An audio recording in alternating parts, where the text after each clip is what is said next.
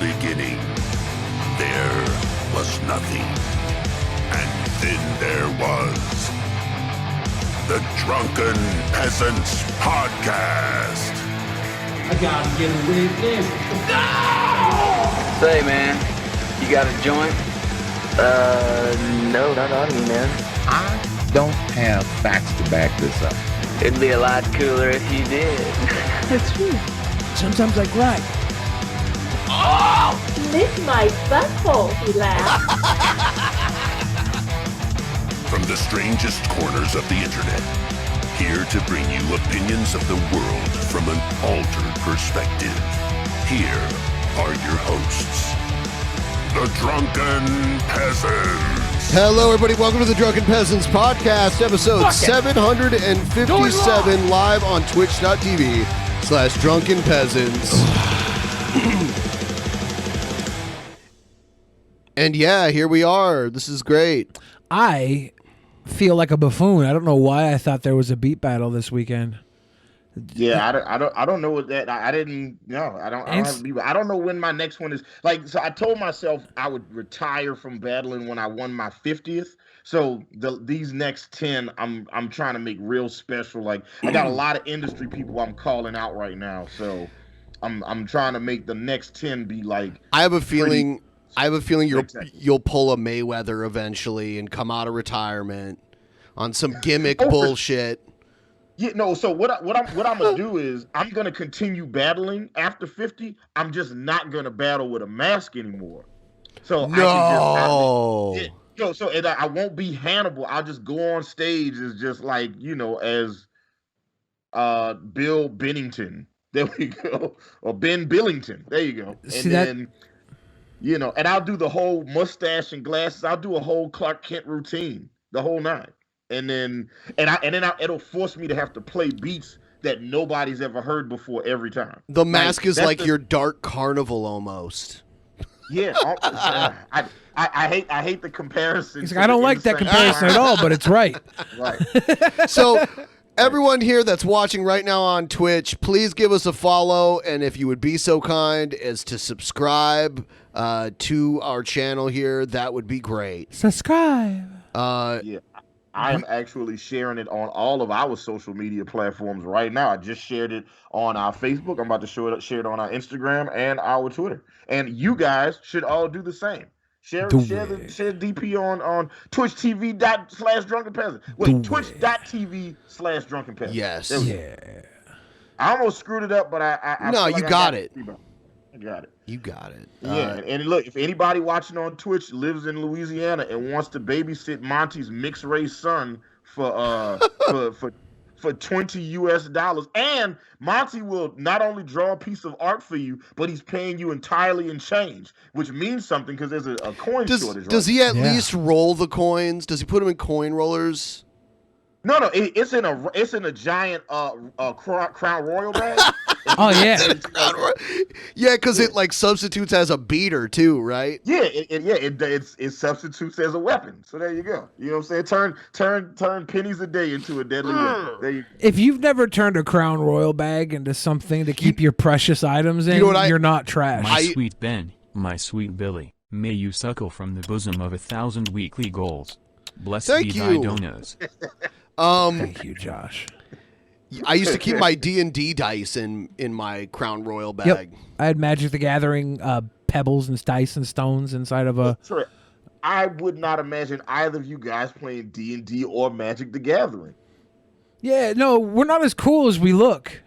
Oh, I was actually going to say in between the end of the pre-show and the beginning of the main show that you guys have just replaced Rob Lowe and Johnny Depp as the two coolest white men. Oh wait, no, Robert Downey Jr. and Johnny Depp as the two coolest white men on the planet. Really? Wow, that's official. Yeah. That's from the Guinness. It's like you guys, and then Robert Downey Jr. and then like Justin Timberlake, and then half of Obama. It's like it's a lot of stuff. But you guys which half of him? Well, we know which half of Obama. All right, we're going into the news. Here it comes. He called me sir. It got me so fuming angry. People are discriminating against wolves. Wow. They're laughing at us, at our stupidity.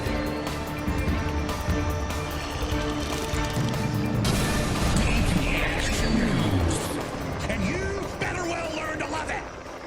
Really quick before we dig deep into the news segment. Yeah. We got some bits sent to us from Agent Bootp Huck. Okay. And Bootp Huck says, show love 10 of the three of you. Who would y'all say is the best at Texas Hold'em? Also, why the fuck is Texas Hold'em illegal in Texas? I don't know why it's illegal in Texas, but That's I would. hilarious. I feel like I've played a good amount of poker in my life. I've played it, but I don't know your skill level, so you could easily be better than me. But yes, Exactly. I've played. I have experience playing. But not I used to play at a casino every now and then. When I was living in Albuquerque, and those players will normally destroy you. Yeah. Because those guys are there all day playing, and they know. Well, there's like a way to sit down at the table and earn about $20 an hour if you just play like very strict and tight. Yeah. Like you can make a small wage at a casino. You got to have a few $100s to sit down with, and you got to be very tight. You can't play loose at all. But you could get there. I would say any one of us could be the best. I would give myself the edge because I'm a big Magic the Gathering card player, and there's a lot nothing to do with it. It has a lot to do with. There's a lot of crossover appeal between Magic the Gathering card players and World Series of Pokers.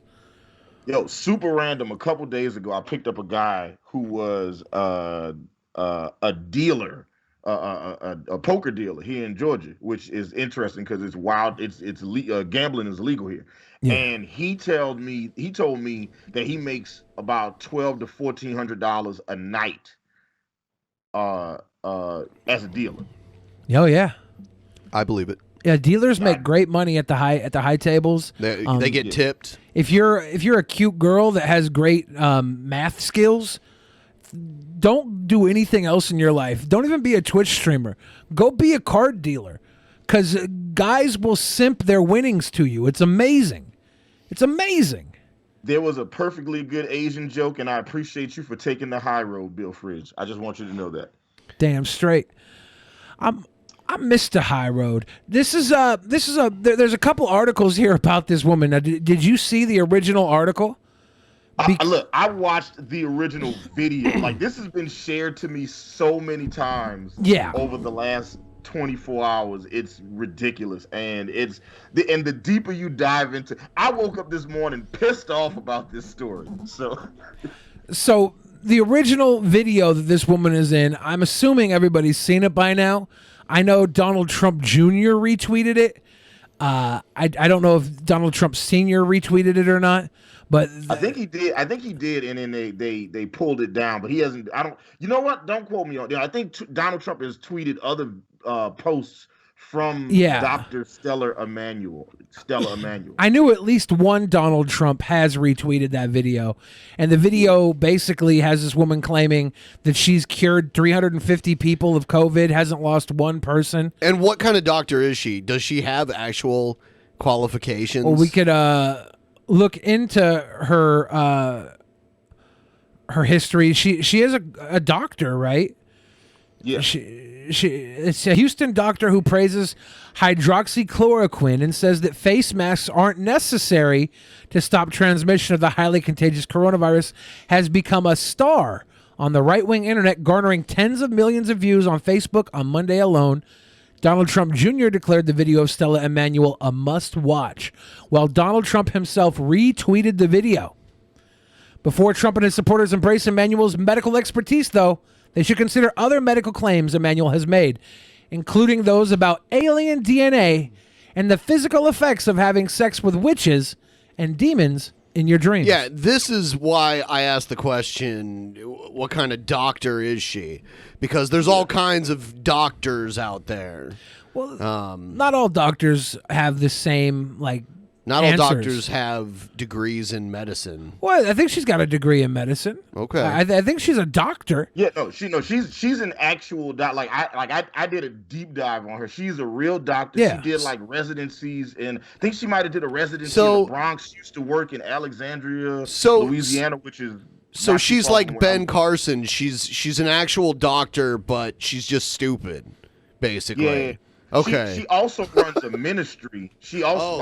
like runs a ministry in a church called like the Church of the Fire Warriors or some shit. Yeah, And, it's how religion just pollutes things. Like how you can be a doctor and pass medical school, but then create your own wacko religion. I don't know. I don't want a doctor that prescribes hydroxychloroquine. I want a doctor who cosplays as sexy Harley Quinn. That's what I want. That's what I want. Immanuel, a pediatrician and religious minister, has a history of making bizarre claims about medical topics and other issues. Pediatrician, that means babies? yes. So how many Little kids. how many of her patients came in for COVID? She said she cured 350 people. She said all like ages and ranges and types of people, but she's a pediatrician? Well, no. So she's apparently, I think she's a general practitioner in Houston right now, and that's where she's. I think she's alleging, like. Keep in mind, there was no proof of anything at this stage. She was just like a bunch of doctors came out and made wild assertions. Like the crowd that showed up was like exactly a dozen people. You know what I'm saying? It looked very empty. Like the video itself looked like it was staged as just like a BS piece anyways, because it was like a bunch of doctors, like photogenic looking doctors standing in front of what is it, Washington D.C. Monument? I don't know. It wasn't the White House, right? Was it the Washington Monument? The like tall obelisk? I didn't see the obelisk. I think it's the Supreme Court. Okay. The steps of the Supreme Court. That would make sense. It was the steps of the Supreme Court. I knew it was in Washington, D.C. And they're all sitting there, and they look like a spin-off of the television show The Doctors, because everybody was like dressed up to look like a doctor, but I didn't quite trust any of them with my appendix. You know what I'm saying? I'm like, I'll get a second opinion before I get your opinion. Here's another article you sent me. Is that this is a fact checker? This right? this other one, the other one has a whole lot more to go on about her. Like, okay, like if you look here, it says that she's often claimed that gynecological problems like cysts and endometriosis are in fact caused by people having sex in their dreams with demons and witches. She alleges alien DNA is currently used in medical treatments and that scientists are cooking up a vaccine to prevent people from being religious. How can you stay licensed believing all this crazy shit? Well, I think malpractice is what gets you pulled, right? Like you can believe whatever you want as long as you don't do anything that jeopardizes your patient directly. If she's out there prescribing sage for cysts, for vaginal cysts and stuff like that, maybe she should get her shit pulled.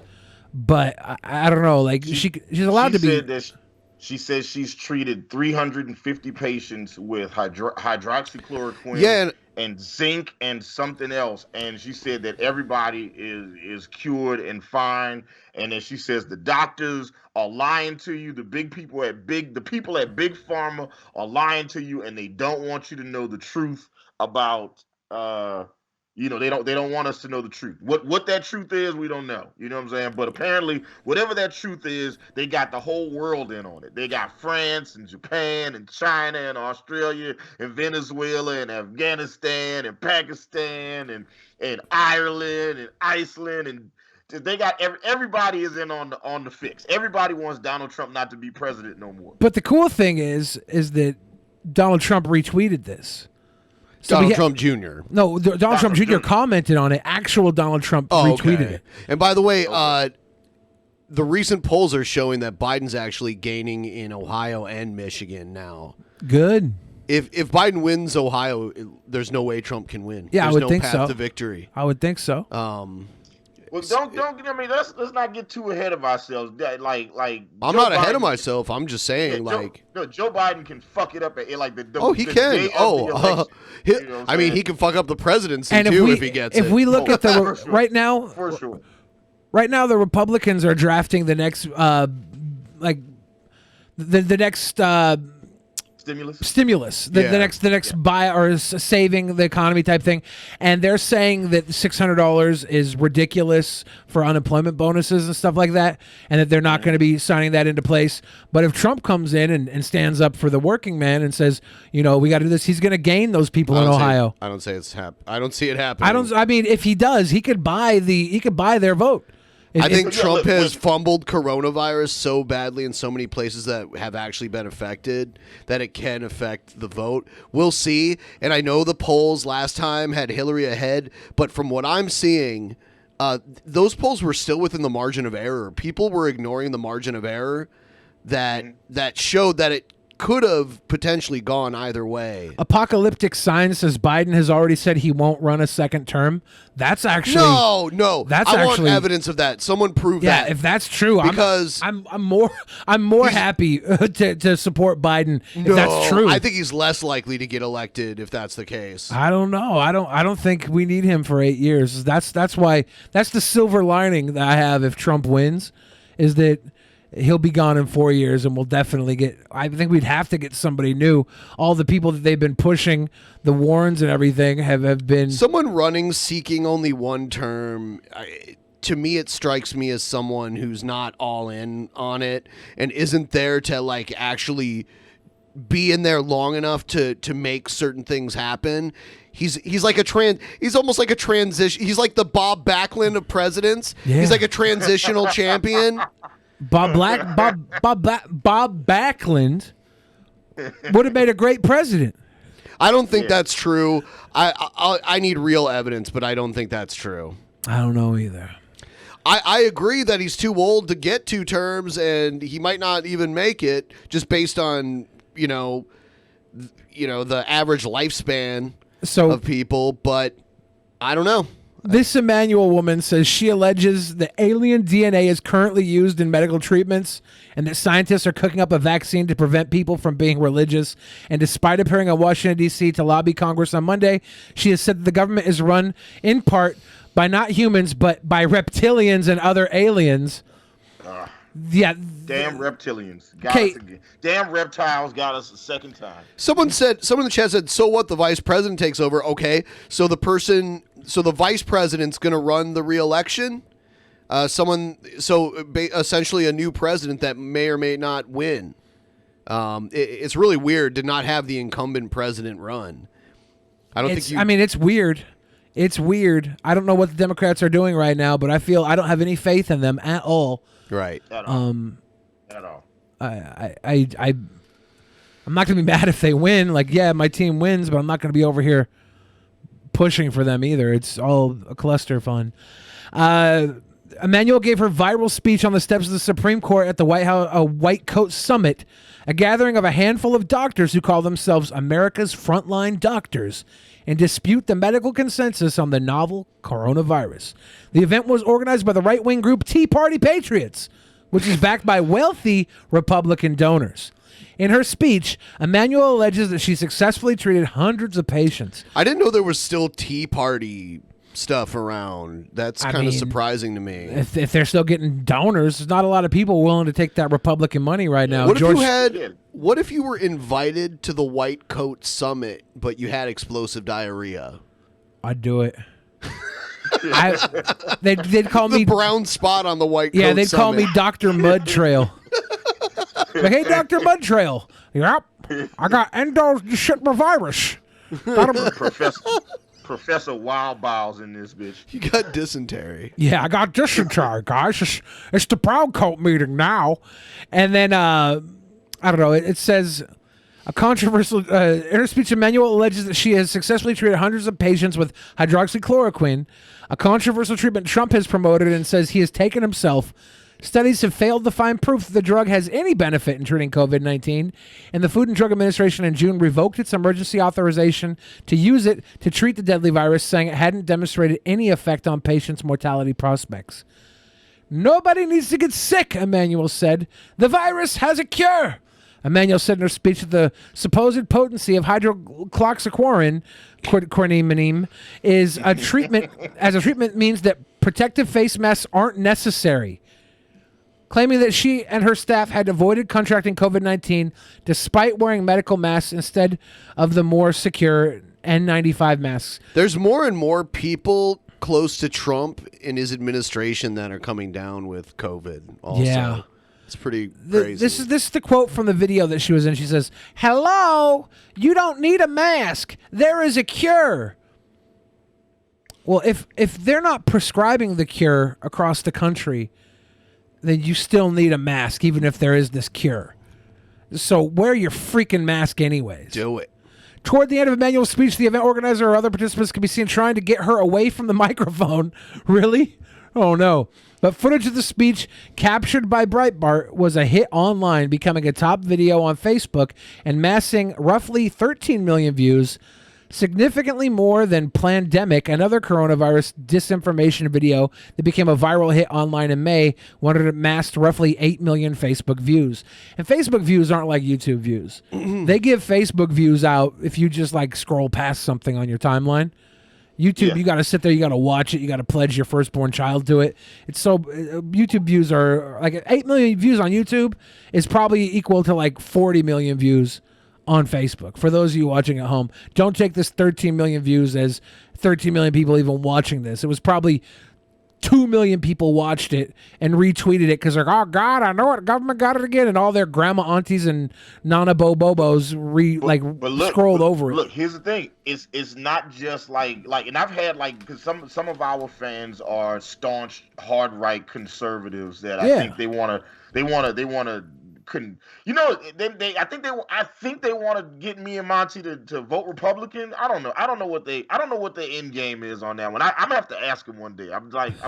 but it's not just them. Like I've had like black people and liberals and everybody. There's a lot of people who want to believe that there's a giant COVID-19 conspiracy. You don't need masks. Hydrochloroquine. There's a cure out there that they don't want you to know about. I don't know who they is, but whoever they is, they don't want you to. Deep state. There's a lot of people. Like I've gotten this video from a lot of different people, not just like conservative right. Like I got like a couple black people, a couple rappers I know was like, man, see they talking that real shit. I'm like, bro, shut your dumb ass up. Uh-huh. Yeah, it's like some QAnon shit. But by the way, the coronavirus is the least of our problems. You know why? Why is that? Because the Borg are coming. Oh, yeah. UFO sighting alien cube ship 10 times bigger than Earth, captured by NASA.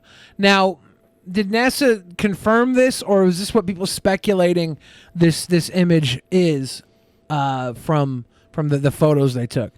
Because when I heard this, it was like independent reports. People looked at the NASA photos and said, that's got to be a giant Borg ship.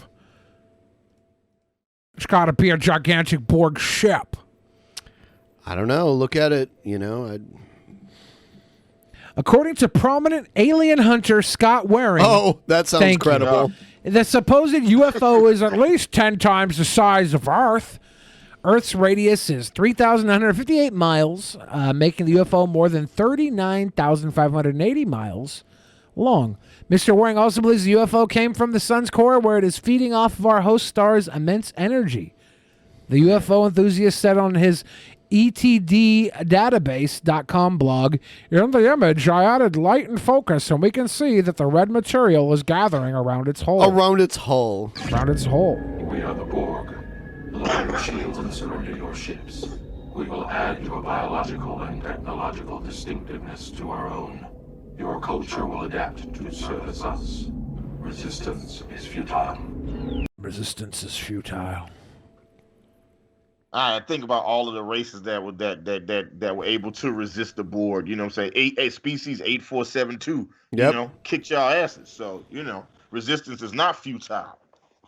I mean, for us, for sure. Like we're doomed, but like other people, they're good to go. It could literally be anything. It doesn't have to be an alien spaceship. Now, what this red mass is definitely not any sort of degradation when I up the translucence, opacity, and filter effect in my Photoshop. It looks like a little bit of shit on his camera. Yeah, says it may be a special particle from the sun. It may be a special particle from the sun. The cube has a non-reflective black surface like a stealth fighter jet. It absorbs but does not reflect.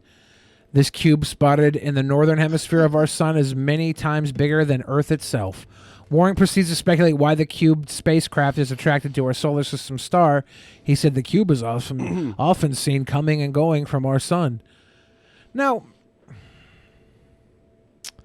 if this is a giant floating cube, did we just get lucky to catch an image of it on its square side? Yeah. Like, are we just fucking lucky that this one image we caught happened to be the square side, not like a fucking turned corner of it or something?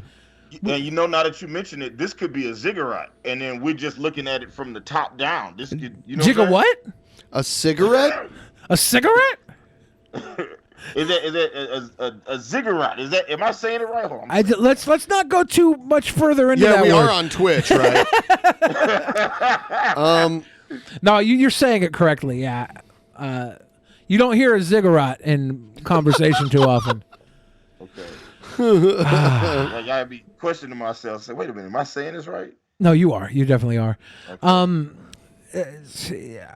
I think what it obviously is like a little alien on a vacation got caught on camera, and NASA was like, let's just put a little black box over it so people don't see the vacation at homie. You know, his name is Tempton Wiles. Everybody knows Tempton Wiles travels space on vacation from another planet, and sometimes he takes a little selfie photo in our NASA cams. But we can't call him out. We gotta. He has his privacy. We signed a treaty with him that we wouldn't release images of him, so we got to put a little black box over him whenever he's accidentally in our photographs. Man, that would suck so hard if the end of the world was the Borg. Like, of would all it though? the ways to go. What if the world was about to end because of coronavirus and the Borg come and save us, and we just live as one in a collective for all eternity? We're taken care of. All of our needs are taken care of, right? Well, yeah, but not the ones that they got those drones that they send off to just random planets that just die off, and then they just come and pick up the batteries and shit when you die, and then just give it to other Borg and just disappear. You know, like that's some bullshit. You'll live on forever as part of the collective. What about Hugh? What about the one that learned how to feel and love? Hugh's in Picard, so I know what's going on with Hugh. Actually, spoiler alert. I haven't started watching Picard yet. I'm gonna go ahead and start. I'm actually rewatching Voyager right now. Shout out to everybody who has subscribed to us tonight on Twitch. We got Two Guns, No Ammo, PT Ham, giving gifts. I see Fixed Soul. Everybody's gifting out here tonight. It's quite lovely to see everybody support us on Twitch. We might have to do some more Twitch streams over the next 7 years of our life, because Twitch wants us to be live more on their channel if they want to give us a partnership. And Ben told me all he ever wanted was to be a Twitch partner. He told me that, so we'll figure it out. All right, we're gonna watch Bill Barr get grilled. I was watching it today on TV live. It was pretty funny. This guy works for Trump. He makes a lot of excuses for Trump. Mr. Barr, on June 1st, there were protests against the murder of George Floyd and police brutality in Lafayette Park. Let us not be distracted by you or my GOP colleagues as to what these powerful and massive protests were actually about. They were about the persistent killing of black bodies by law enforcement, and finally, an awakening in America of the conscience of our country. And yet your response, Mr. Barr, was to direct federal officers to close in on the protesters and to use shields offensively as weapons, tear gas, pepper balls, irritants, explosive devices, batons, and horses to clear the area just so the president could get a photo op. So I do want to ask you, do you think the response at Lafayette Square to tear gas, pepper spray, and beat protesters and injure American citizens who were just simply exercising their First Amendment rights was appropriate?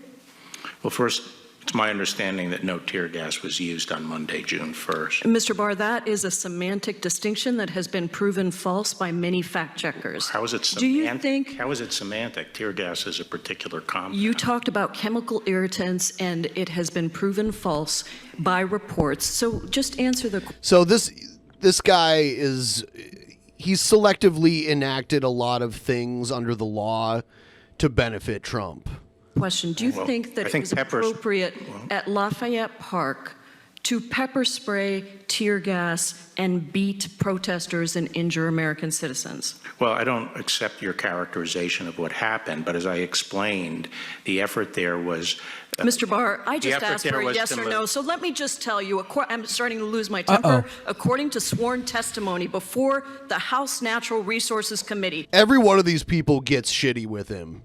My Army National There's Guard a whole bunch of people officer that grill Adam him. DeMarco It's kind of like when Martin Shkreli got grilled. Well, Martin Shkreli wasn't even responding to them, this so... was, quote, an unprovoked escalation and excessive use of force against peaceful protesters. Well, I don't Numerous remember, media I don't remember reports DeMarco as being... Mr. Barr, excuse me, being this involved is in my any of the time. decision-making.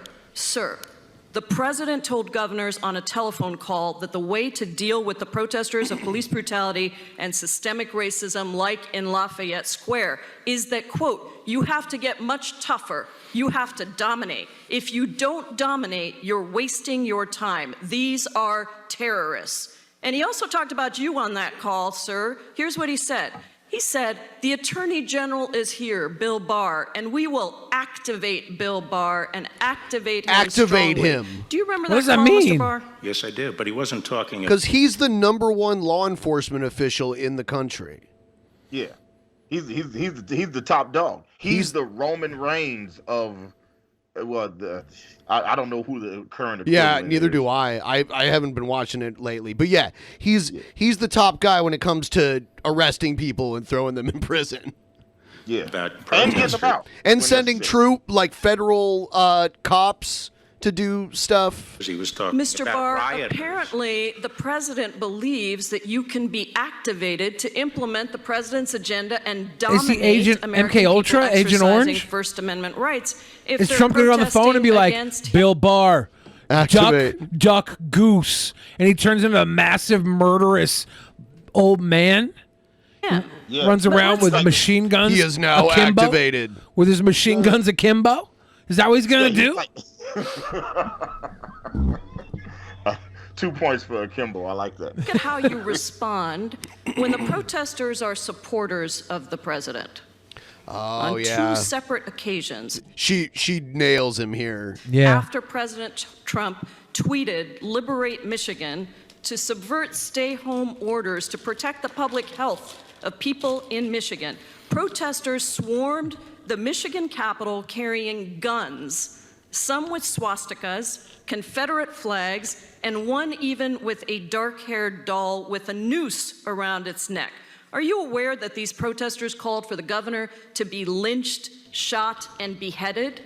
No, You're not aware of that? I was not aware of it. Major protests in Michigan. You're the Attorney General, and you didn't know that the protesters called for the governor to be lynched, shot, and beheaded. So obviously you couldn't be concerned about that. Well, there are a lot of protests around the United States, and on June Attorney 1st, General I Barr, was worried you seem about to the be District of engaging Columbia, in which is protests federal. in certain parts of the country. You're very aware of those, but when protesters with guns and swastikas and Confederate flags. Excuse me, Mr. Barr, this is my time, Oh man, and I did you hear what control they it. were doing in Seattle with the they kind of like opened up the police precinct down across from the federal courthouse so that people would come protest at the police precinct across from the federal courthouse because that's federal land. They were trying to bait them there so the feds could come in and just thump them. Yeah, I mean, you saw the feds in Portland just throwing people into unmarked vehicles. They started doing that in Seattle when a few people in black outfits came around and started lighting fires. All of those people are under his jurisdiction. That he's the one essentially deploying kinds them. of protesters, but in Michigan, when protesters carry guns and Confederate flags and swastikas and call for the governor of Michigan to be beheaded and shot and lynched, somehow you're not aware of that. Somehow you didn't didn't know about it, so you didn't send federal agents in to do to the president's supporters what you did to the president's protesters. In fact, you didn't put pepper balls on those protesters. So the point I'm trying to make here, Mr. Barr, that I think is very important for the country to understand, is that there is a real discrepancy in how you react as the Attorney General, the top cop in this country, when white men with swastikas storm a government building with or a guns. Walmart. There is no need for the president to, quote, activate you because they're getting the president's personal agenda done. But when black people and people of color protest police brutality, systemic racism, and the president's very own lack of response to those critical issues, then you forcibly remove them with armed federal officers. Isn't he such a sourpuss? His natural face is just a huge frown. Yeah. Yeah. He's like, him and Larry David have the same resting geezer face. Yep, resting geezer face is a good way to describe it. Pepper bombs because they are considered terrorists by the president. You take an aggressive approach to Black Lives Matter protests, but not to right-wing extremists threatening to lynch a governor if it's for the president's benefit. Did I get it right, Mr. Barr? I have responsibility for the federal government, and the White House is the seat of the executive Mr. Barr, let me just branch, make it clear. not You for are the- supposed the to Michigan represent authorities the can people handle- of the United Michigan States authorities of can America, handle- not violate people's First Amendment rights. You are supposed to uphold democracy and secure equal justice under the law, not violently dismantle He does. certain protests. He does have a good answer there, though. Of course. like, he's like, He's I'm not federal, stupid. dude. He's on federal. I'm Yeah, not going to but- send somebody to the governor's mansion. The governor. No, but they were outside of a federal building with, assault rifles. The Nazis were? Was it Yes, federal? I yes. thought that was the governor's. No. It was a federal building. Oh, okay. But they were just calling for the lynching of the governor. But it was a federal building? Yes. Okay, then yeah, fuck this guy. He And should they have had- sent someone there, and too. they had assault rifles Yeah. and swastikas. The way he's and- talking here, I thought he's like, well, that's the government bill. That's the local, that's the state government, Well, not federal. What he's It's not trying to federal. say is, like, the Michigan authorities could easily handle that protest, but in Seattle and Portland and other places, it was getting out of hand. He's like, look, there's a handful of armed Nazis outside of the governor's mansion.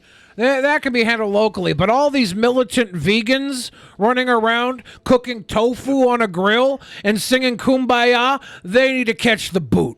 Protesters based on the president. I was just about to ask, like, what is the ethnic diversity of Portland? I have It's no mostly idea, white. but Oregon's like 90-something% white.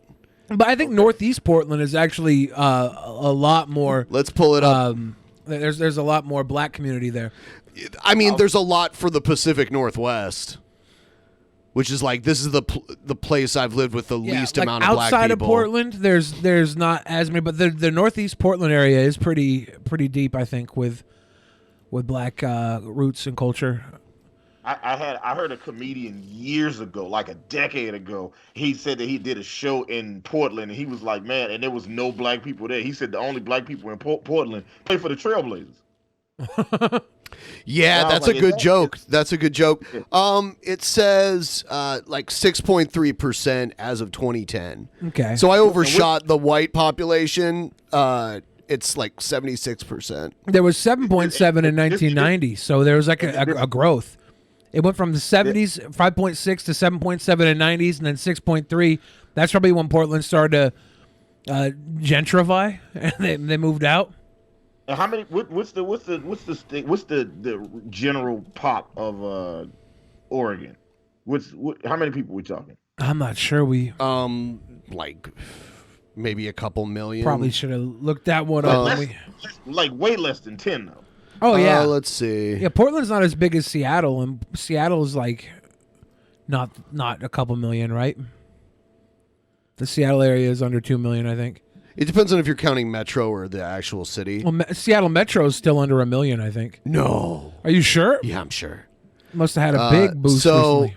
Oregon, no, I'll show you. Okay. They say 4 million? So 4.2 million in the entire state of Oregon. State, yeah.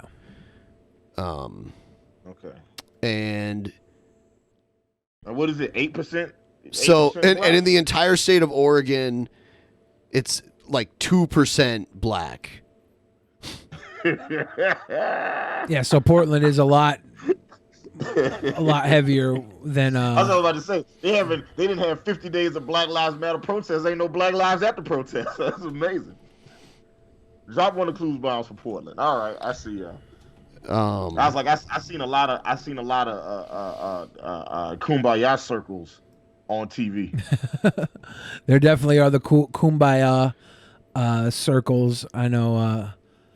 So Seattle Metro is like 4 million.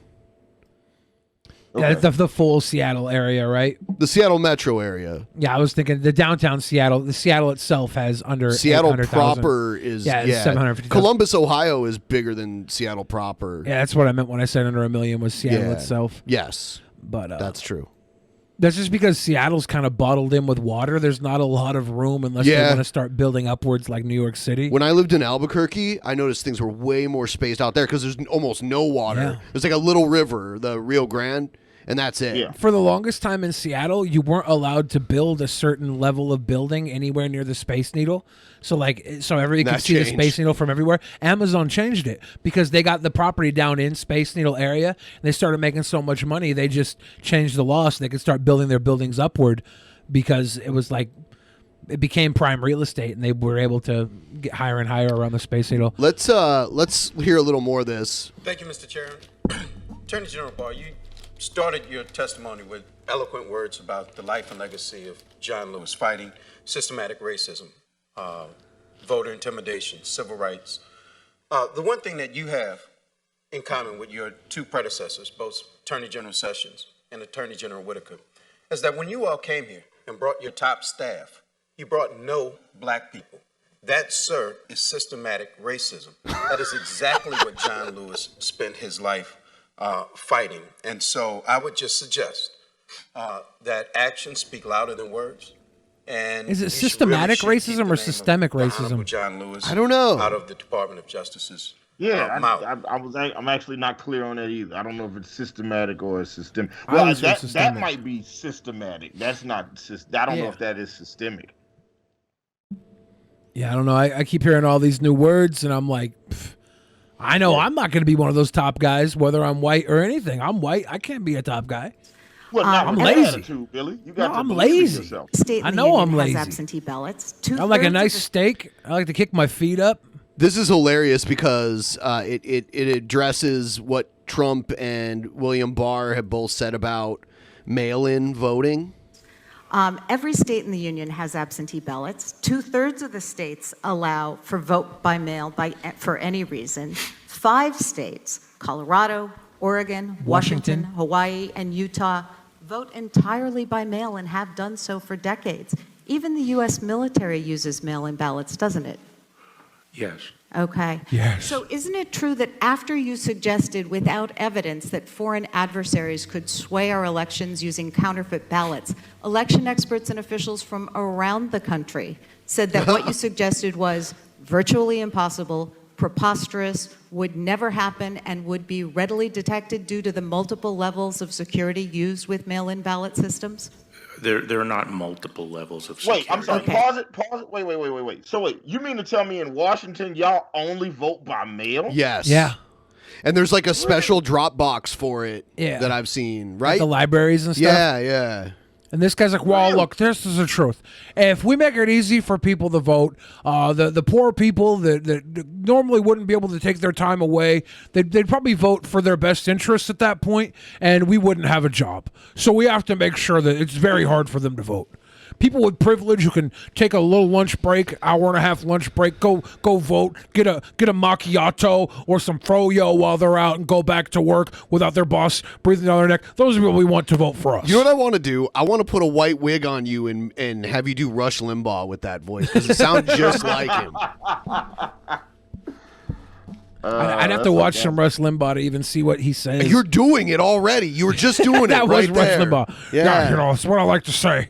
I just do a lot of cocaine, maybe some uppers, some pills. He was doing oxys. Doing some Oxycontin. Back before they changed the formula on Oxycontin, I was grandfathered in, had a whole lot of really good Oxycontin. That's why he went deaf from it. I don't agree. I really missed the 20. You know you were going hard when you went Oxycontin. deaf from it. I missed the 2004 Oxycontin.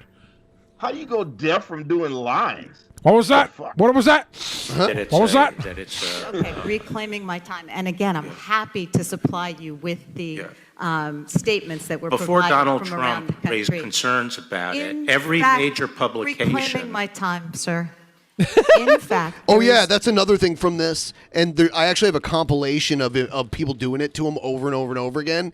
Is like when he would try to talk, they'd be like, "I reclaim my time, sir. I reclaim my time." I guess in Congress, on the Congress Judiciary Committee, that means shut the fuck up. You have to shut up, and I'm just going to talk now. No evidence that foreign countries can make counterfeit ballots and create a real threat to our election security. Are you aware that in May, the president tweeted, and I quote, "Mail-in voting will lead to massive fraud and abuse. It will also lead to the end of our great Republican Party." You know why that is, though? He wasn't specific. It's because more people will get to vote, and the majority of those people will vote Democrat instead of Republican, and that's why. Yeah. Yeah. They don't want people voting by mail, because then it's like all those, like, you know how many people I know that didn't vote in the last the 2016 the 2018 midterms. Okay. That didn't vote because they had to go to work. Yeah. Right. It was just like, so they'll try to go vote. The lines are long as shit, because then that was when Brian Kemp was shutting down all the normal polling places. Yeah. So you try to go to your normal polling place, and then they say, "Oh no, you got to go to this other place down the way." And then you go down the way, and then they send you to a third place. And you get your third place, and the line is long as shit, and it's like an hour-long wait. You got to be back at work in 20 minutes, so you just don't vote. And then there's like the way that they zone everything in the voting areas. Oh, and how they changed the like ID requirements and shit too. Yeah. It's all rigged, set up. Like, I feel like in this day and age, we don't need all that bullshit. We'd suggest, sir, that the president is spreading disinformation about mail-in ballots because he's afraid that if more people vote, he and his party will lose. The fact, Mr. Barr, is that our foreign adversaries cannot actually We've been setting up the our vote this elections entire by time. It's been rigged, submitting massive with or without people voting. counterfeit ballots. But the FBI and just our don't wanna waste intelligence money on services postage. have repeatedly They're warned filthy that riggers. those adversaries are actively trying to sow mistrust of our election systems. And by repeating disinformation about mail-in voting, you and the president are helping them. Well, it's not just disinformation about mail-in voting. It's disinformation about COVID cures. It's all sorts of disinformation coming from the president. Were there I'm reclaiming my Republicans? I'm reclaiming. Were there any Republicans that questioned? Oh no, they mostly defended him, and they got loud with the Democrats. Like, they acted very offended when they accused him of certain things. Here's a compilation of the "I reclaim my time" thing. I'm reclaiming my time, Mr. General. My time is limited. I have the time. To what Reclaiming my time. Yeah, Reclaiming I'm my answering time. your question. Well, you gotta let him answer. Reclaiming my time. Reclaiming my time, sir. Reclaiming my time. And I know you don't want to answer. He's from Georgia. I'm not saying that. I reclaim my time. Reclaiming my time. Reclaiming my time, Mr. Attorney General. Reclaiming my time. There was one on like Zoom or something. Reclaiming my time. Reclaiming my time, Mr. Attorney. Reclaiming my time. Reclaiming my time, Mr. Barr. Okay, reclaiming my time. Excuse me, the time is mine. I'm starting to lose my temper. Excuse me, protesters in Mr. the Barr, this federal is my government. time, and I control it.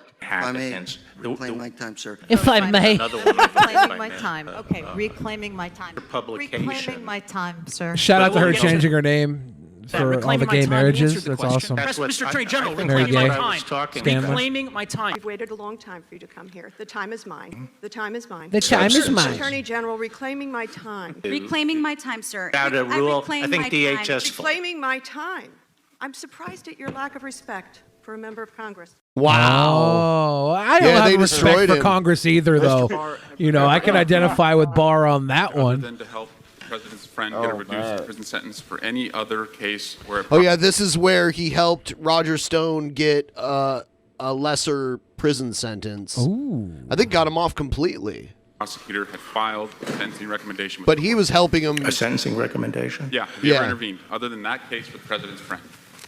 Not that I recall. He has beautiful hair. This guy? Yeah, I like it.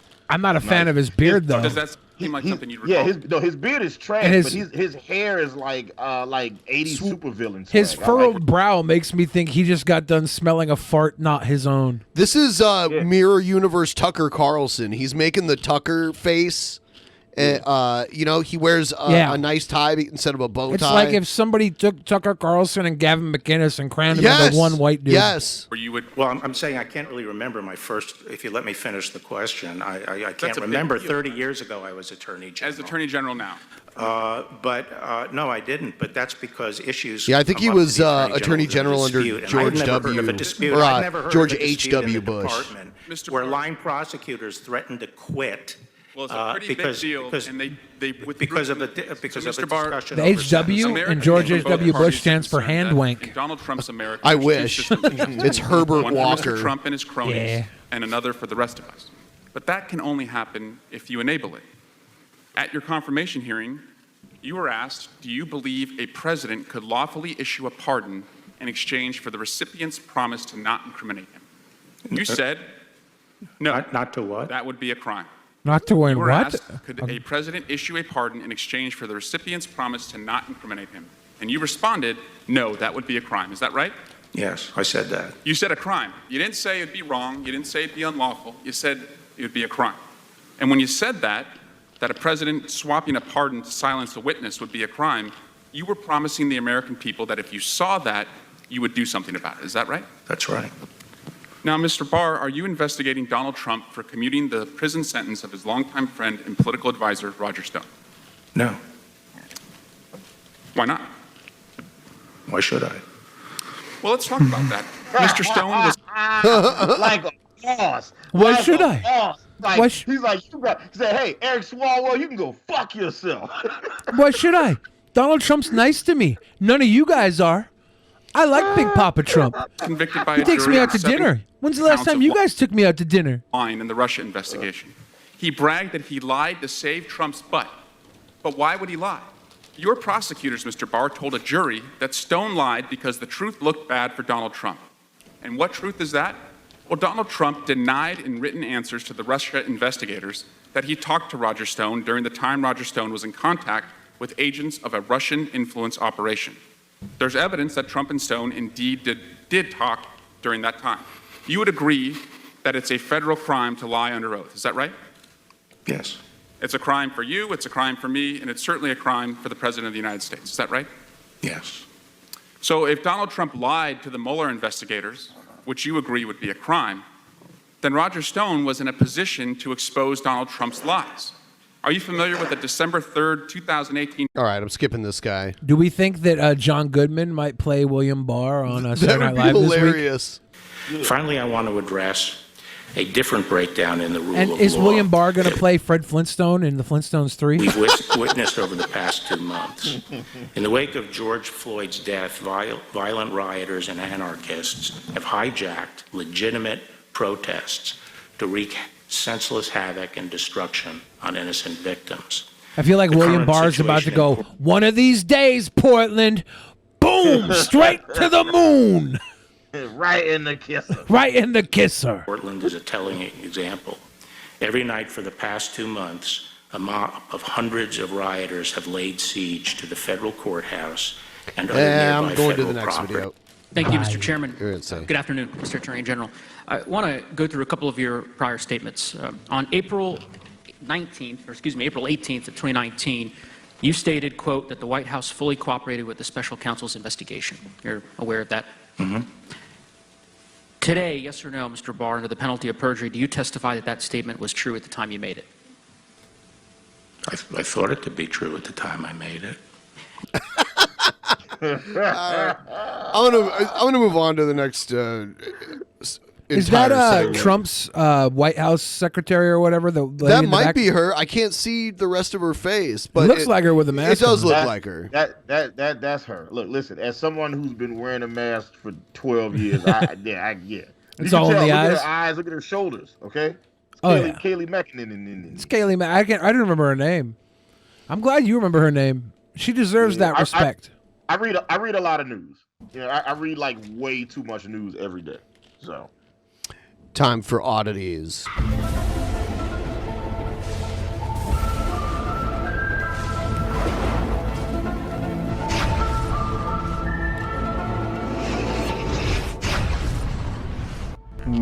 Clee disappear. Clee disappear.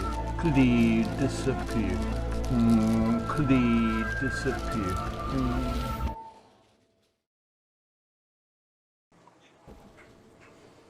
I got a funny feeling I'm going to get myself in trouble with this video. Hello, everyone, and welcome to another edition of Preaching to the Choir Ministries.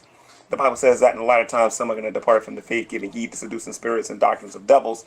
But the Bible also says that he's just rambling through it now. And by the way, he did the Preaching to the Choir Ministries. He can never just say it. He never remembers the name of it. He has to pause for a minute there. And welcome to another edition of Preaching to the Choir Ministries. Yeah. In 2 Thessalonians chapter 2, verse 3, that there's going to be a falling away that's going to happen before the man of sin is revealed. A lot of us are waiting for the return of Jesus Christ. Some people are waiting for the revealing of the Antichrist. Point of the matter is the last days talks about how a lot of us Christians are going to fall away from what we know to be true, which is found in the Word of God. This won't be a long video. This is actually going to be kind of short because I'm going to get right to the point. The Bible says that God made man in his image and in his likeness. He took the dust of the ground and he formed man and he breathed the breath of life. Yeah, so total bullshit. Okay, keep going. To man. And he gave man he gave man a job. He told him to subdue the earth, to have dominion over the earth, and to be fruitful and to multiply, right? He told him to go out there and name all of the animals, particularly so he could find him a suitable helpmate. None of these animals was suitable for him. So God put him into a deep sleep and he created actually, before we even get there, the point is the man had the job. This is where G-Man lives now. The man had a mission. I have questions about this. Yeah. It looks like he's sitting on the back of like a diner. Like, yeah, he's in a booth. The booth is definitely in a washroom, though. Basement. Yeah, like a washroom, but it's got like a booth chair. That's kind of weird. He had to go out there and do. And God saw while he was doing these things that he was lonely, and he said that it is not good for man to be alone. I will make him a helpmeet. So now I can get into this. God put this man to sleep, and then he took a bone out of his side and he created a woman. And when he created it was ribs, delicious ribs. Yeah, slow cooked to perfection. And then Adam woke up and said, "This is bone of my bone, and flesh of my flesh. I shall call her woman." He looked at her and he was like, "Wow," you know what I mean? But man still had the job and the things that he was doing before, you know what I mean, the woman came into his life. And then when the woman came into his life, he had to remind her about what God actually said. So he was in a position of leadership, and he was in a position to be provider, protector. Pause for wait 1 second. Because as much as I want to hear his synopsis of Genesis, is his shirt really really big, or is G-Man really really small? I don't actually know. I don't know. I think was he 6 foot something? I have no idea. Yeah, I think his shirt's just really big. I thought he was tall. I don't know. This is his video about like how women should know their place, basically. I don't know if we could say priest necessarily, because they had that relationship with God at that particular point. But the point of the matter is the man was created first, and then the man was put to sleep, and the bone was taken out of his side, and then the woman came about. And this is the very first time we see in all the scripture. Because we know humans don't come from bones from other people. Yeah. That man is actually being shown as the leader. If you remember during the fall in the Garden of Eden, you remember because of Eve's disobedience, because Adam was punished a certain way, Eve was punished a certain way, And the serpent was punished a certain way. One of the punishments that was given to Eve was that, her labor pains would increase, and she would desire the position of a man. And she was like, "What's labor?" Because no one had given birth. People were coming out of people's ribs and shit. Right. We see this going on today with feminism, where the woman wants to be the same as a man. And I'm sorry, that's never going to happen. I don't care where we are in history. It's never going to happen. We are born stronger. We're closer to it than ever before. I mean, like, equality of the sexes. So I think we're going towards that for sure. I think we can have full equality when most women can beat me up. Built a certain kind of way. Yeah, you know what that's I mean? how we measure it. The man was created to lead and to be the example. That's why a lot of women, and rightfully so, are hard on men, because you'll get a man that wants to get married and he doesn't have a job. You got a man that wants to get married and he doesn't can't provide anything. There's a man who wants to get married, but it's Shani, and she already has Rev. For her, but he wants to get married. You know what I mean? He's not in a position to actually be a leader, but he wants to get married. He wants to be. G-Man wants to marry Shani. In this position of like being the man of the house. Now, what feminism has done is feminism has indoctrinated a lot of people, and there's a lot of things that we can talk about. But what do you how think G-Man thinks feminism is? Like, what do you think he thinks feminism? It's I against. know what feminism is, but what do you think he thinks feminism is? It's the belief that men are not created by God to lead and lord over women and all of the other living creatures of the earth. Yeah, his idea is that if women aren't supposed to follow men, then that's breaking the command of the Bible. So you have to follow your man. You have to follow men. You have to be faithful to your man. And these are all things that you probably should be doing in life. If you have a good man, you should be faithful, and you should take his lead if he's a good leader. If he's not a good leader, then you should probably lead him, and you should probably make his life better. If you're both very capable of leading, then you should work together and take over the world around you. Mm-hmm. You shouldn't worry about your relationship if you're both good leaders. But if you're with a sucker ass trash man, you shouldn't stay there. You should go bye-bye. Say bye-bye. And that's what true feminism is women being like, nah, I'm good. I'm going to find somebody better. The problem is most feminism is men are terrible. And you're like, no, they're actually really nice. Have you ever tried to open a pickle jar at 3 a.m.?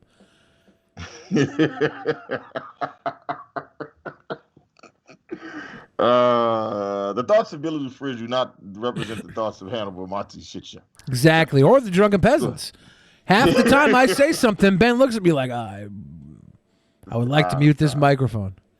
And I'm like, yeah. Wouldn't that be nice? Max 2082 XX says he thinks that feminism is a way to control men. Maybe men need some more control because they didn't do a good job when it was in their complete control. Yeah. There was too many cracks people slipped into. We have cameras everywhere now, so it's not going to fly anymore. Gary. I just don't even. He made a proposition to Monty and I on the swing. He recorded a video on the swing and was like, he gave us like 3 conditions on him coming and being on another episode of Hannibal and Monty Shit Show. Live every Wednesday at 8:30 Eastern, 7:30 Central, here on YouTube. And he said that we had to take down all of the disparaging videos that we have about him online. And what else did he say? I know he said we had to take videos down. Maybe we had to apologize to him. I don't remember exactly what it was. I just know he was on a swing when he asked us to do it, and that made me uncomfortable. Was it a sex swing? I mean, so here's the thing. There's nothing you can ask somebody on the swing that no matter what you ask, it makes it automatically uncomfortable. The only thing you can ask somebody on a swing is, hey, do you want this swing? That's it. anything else you ask on the swing is inappropriate. You know what I'm saying? Like if you was like if I was on the swing and I had a Snickers and you walked past and I was just swinging and I was like, hey, you want this candy? That's creepy as fuck. Yep, unless it's a sex swing. Hey there, muscly arms. If you're on a sex swing, then the changes. Like if you're on a sex swing, hey, you want this Snicker bar? And they're like thicker than a Snicker, and they put it in their mouth. You're like, but that's sex swing rules. That's okay. Regular swings, yes, I agree. Super creepy. I saw really. He was on a regular swing. Just a regular at the park swing. Okay. You know what I'm saying? Yeah, that's line creepy. of kids behind him just mad. That's just creepy. Waiting their turn. That's arms weird. folded. That's upset. weird. That's actually terrible.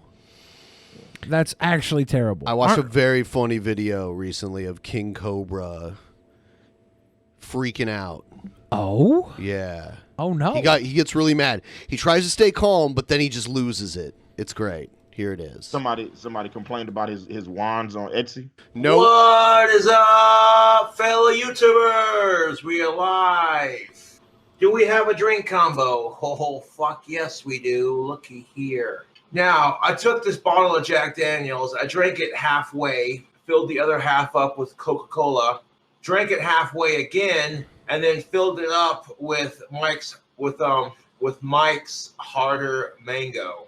But yeah. So he must be drunk. If you want to buy yourself that some shit was tats- on manager special at the store when I left. Like right before I came here, it was like Mike's Harder Mango was on sale. I started to call my girl and be like, "Hey, you want to try this mango Mike's?" I didn't ask her. She don't like mango. She don't want that shit. Yeah. Whoa, what's going on with his head? Go back to Oh, that. yeah.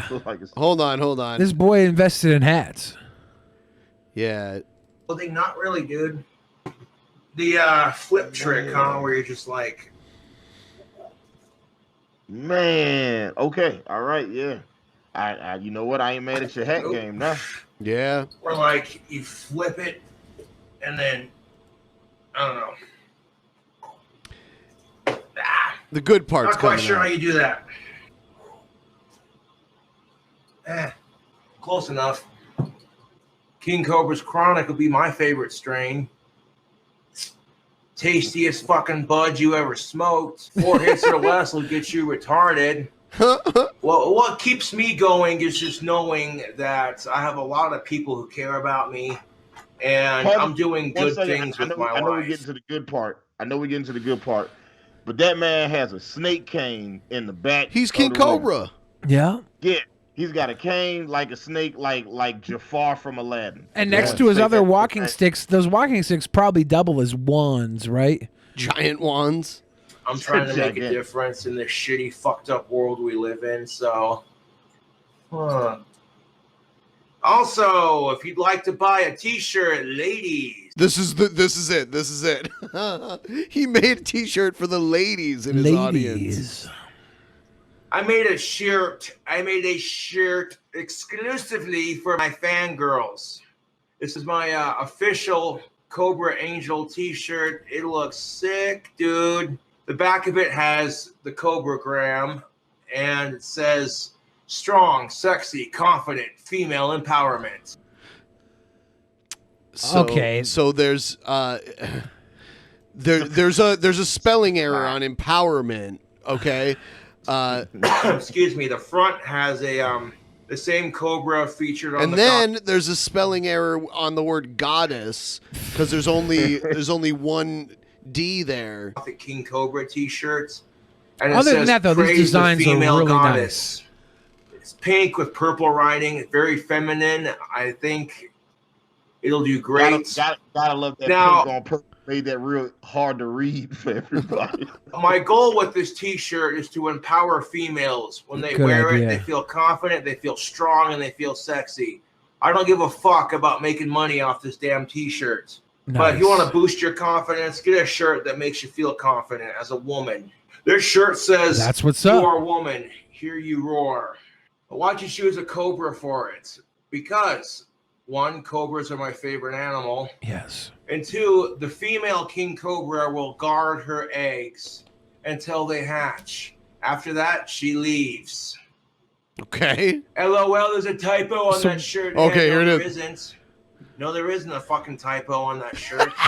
I'll even reference check it. Hold up. Fucking idiot trolls. That's one thing my trolls love to do. They love to make fun of me for my spelling.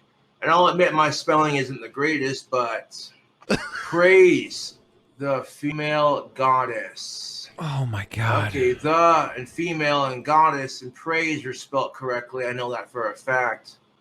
Nope, there's no typos on it. Nope, there's My no spelling typos. has Yeah, for a gotten fact, huh? good enough to recognize it. It's a really fancy, pretty font. That's why it probably looks like that. It's goddess. Goodess. Y'all don't know how to fucking spell worth of shit. Don't tell him, chat. Okay, let's see here. Let's Google the word goddess. Hold up. Because if I did spell it wrong, I'll remake it. It's so great. Goddess. Here's the definition of goddess, a female deity.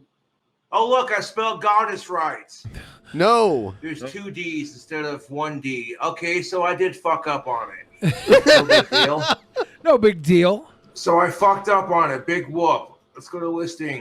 Now I'm gonna have to fucking redo it. Let's see. Is he gonna trip out when he realizes he spelled the other one wrong too? So I spelled goddess wrong. Big fucking whoop. Okay. It's like, all right, it's okay, big whoop. I spelled goddess wrong. I forgot the extra D. It happens, dude. It happens. It Yeah, happens. I'm not really into goddesses with double D's anyways. I like those single D's. Single D goddesses. Fucking assholes and Tiny. fucking chatter. Like, don't even tell him. It's funny that he's too stupid to spell. It's like you act like that spelling is the biggest thing on the planet. Like, I'm a complete retard because I forgot one letter. You know what happens to the best of us? The message is what matters here. It's about the empowerment of women. When he saw the big red line underneath it, he just was like, "Nah, I'm good."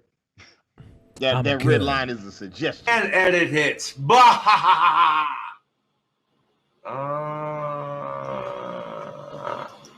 Nope, it's not letting me edit it physically. So I'm gonna have to fucking redo it. That's lovely. Just fucking lovely. Okay, we're gonna take a deep, calming breath. You good, bro? Don't worry about it. Praise. Just tuning in live to this rant. One of my trolls was so gracious enough to know that you have a typo on your shirt. This is fucking hilarious. Because Cobra is too retarded to spell. Never mind the fact that I'm creating a shirt for my fangirls to help them feel empowered and awakened. For his Looking fangirls. up words so we make sure it's spelled correctly. I know how to spell strong, S-T-R-O-N-G. If those of you watching been a right pain- now want to buy a King Cobra shirt, I'm sure he fixed the typos by now. Hopefully. Yeah, I'm sure you can get a nice typo free. I would actually want one with the typos though. In the ass when you realize. Yeah, I want the 1D goddess. Yeah. Oh, guess what? You spelt it wrong. Ha ha. Or like, ha ha. Ha ha. But my fangirls Here's the part where he realizes the other one's fucked make up. me feel sexy, so I want to make them feel sexy with some badass merch officially made for my fangirls. So there you go. Sometimes trolls serve a purpose, right? Shirts. Oh, I fucking hate when it does this. It didn't type everything. God damn it. Fucking keyboard's pissing me off. Cobes, empowerment is the correct spelling. Another typo. Seriously, I just fucking made it, dude. Oh my fucking god, dude. Hold up. Empowerment. Oh my god, I just spelled empowerment incorrectly. God damn it! Oh no. Oh no. He boiled over there. We tried to tell him, but he's too stupid to see it.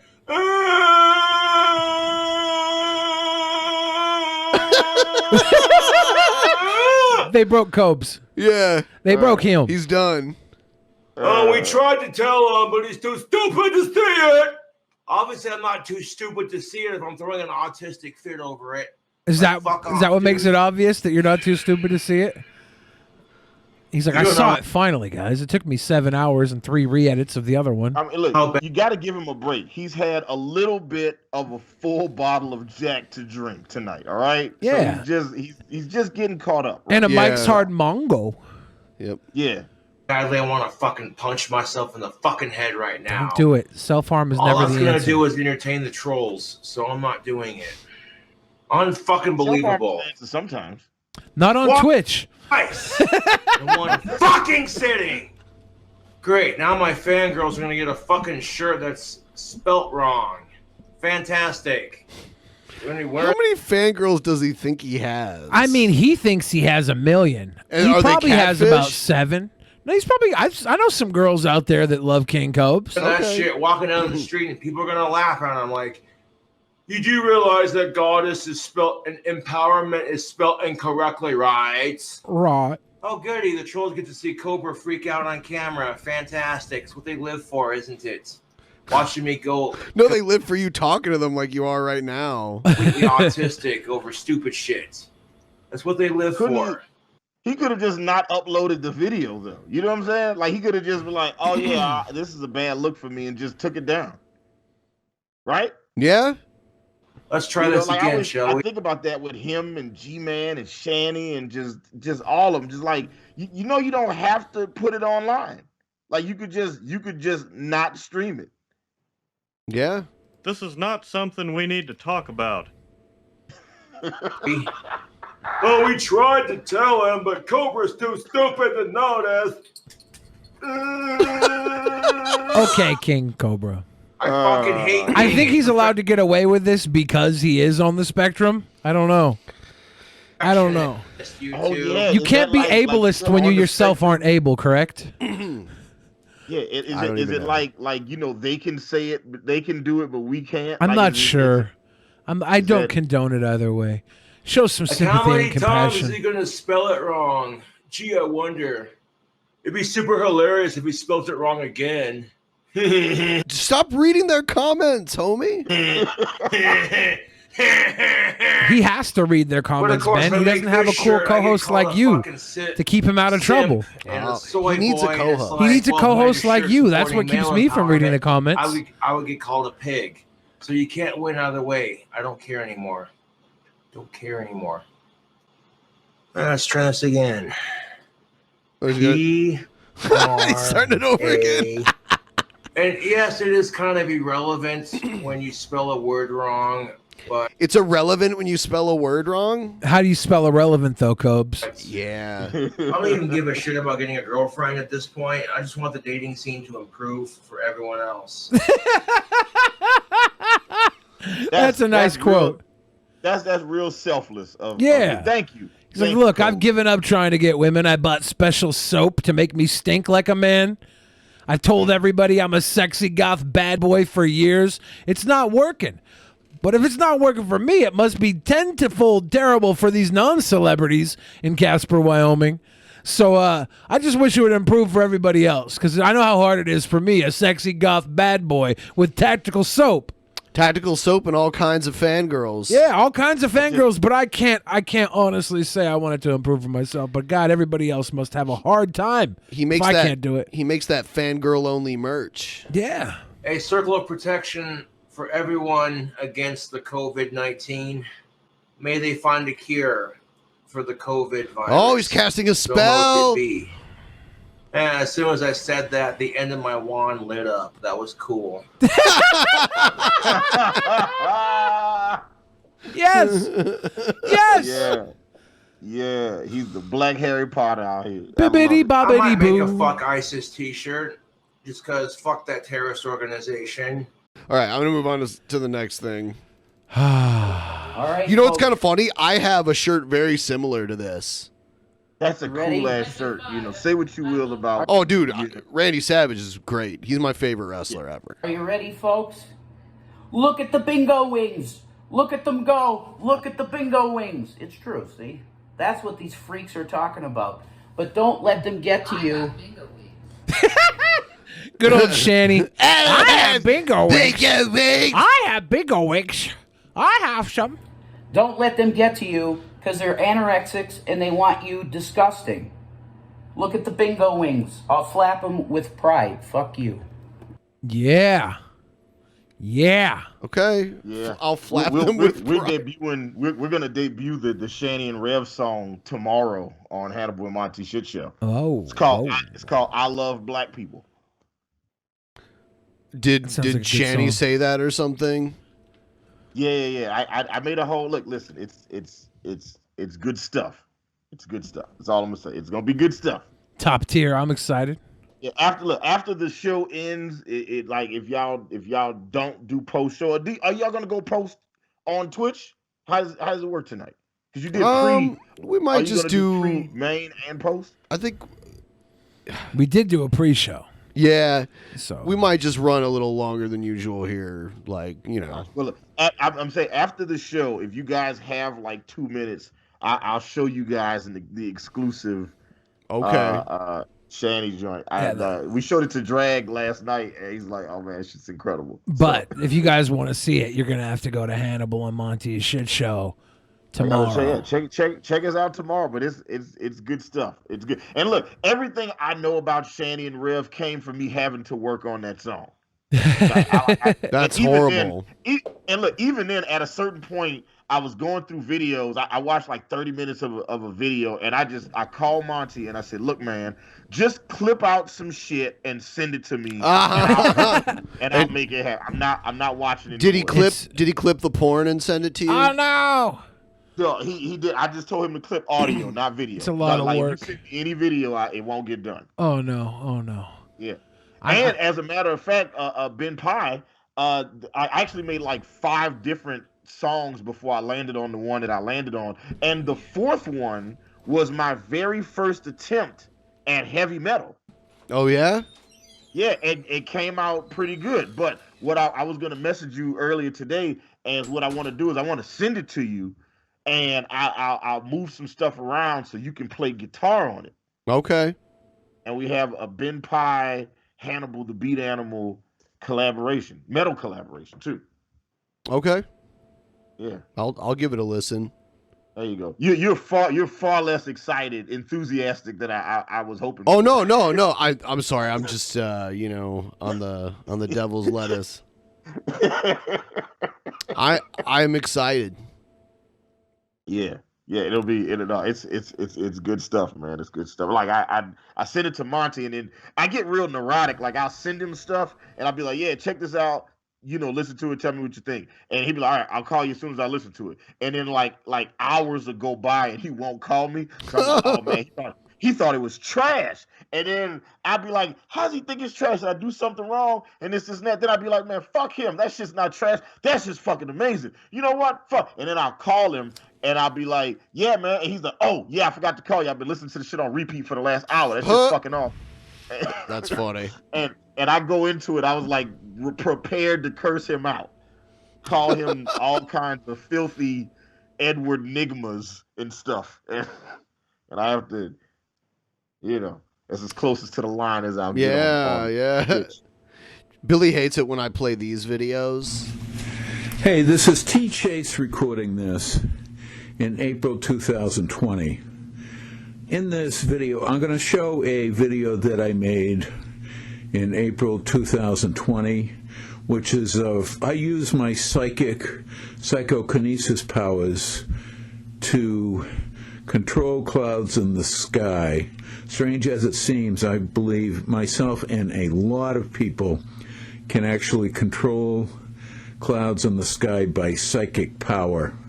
And making you'll see on my so he's Storm from the X-Men. Kind of, but he's T. Chase. All right. I focus psychic energy to make the cloud. Okay, here we go. All right, here we go. This is in April 2020. Clear, disappear, clear, disappear, clear, disappear, clear, clear, disappear, clear, disappear, blue sky, clear, disappear, blue sky. Clear. How do you think he discovered that he had this supernatural ability? Yeah, I don't know what's worse, the fact that he thinks he can control clouds or the fact that he might have the ability to control. That seems like such a useless power to have. Right. To be able to control clouds. Right, and it's not like clouds aren't gas, which is known to, disappear and expand and do all sorts of things on their own without someone going, cloud disappear, cloud disappear. Oh, is that he was supposed to be saying cloud? Okay. Cloud disappear, cloud disappear. See, Hannibal thought he was saying clued disappear. And Hannibal's like, I've never even heard of a clued before. So this guy has the ability to make them disappear, not just from sight, but mind and memory. Well, I was wondering why part of the spell was in English and then part of the spell was in whatever language clued is. Disappear. So, clued is Gaelic. Gaelic. Yeah, ancient Gaelic. I say let's read the Streamlabs, and I will queue up the next part of the show.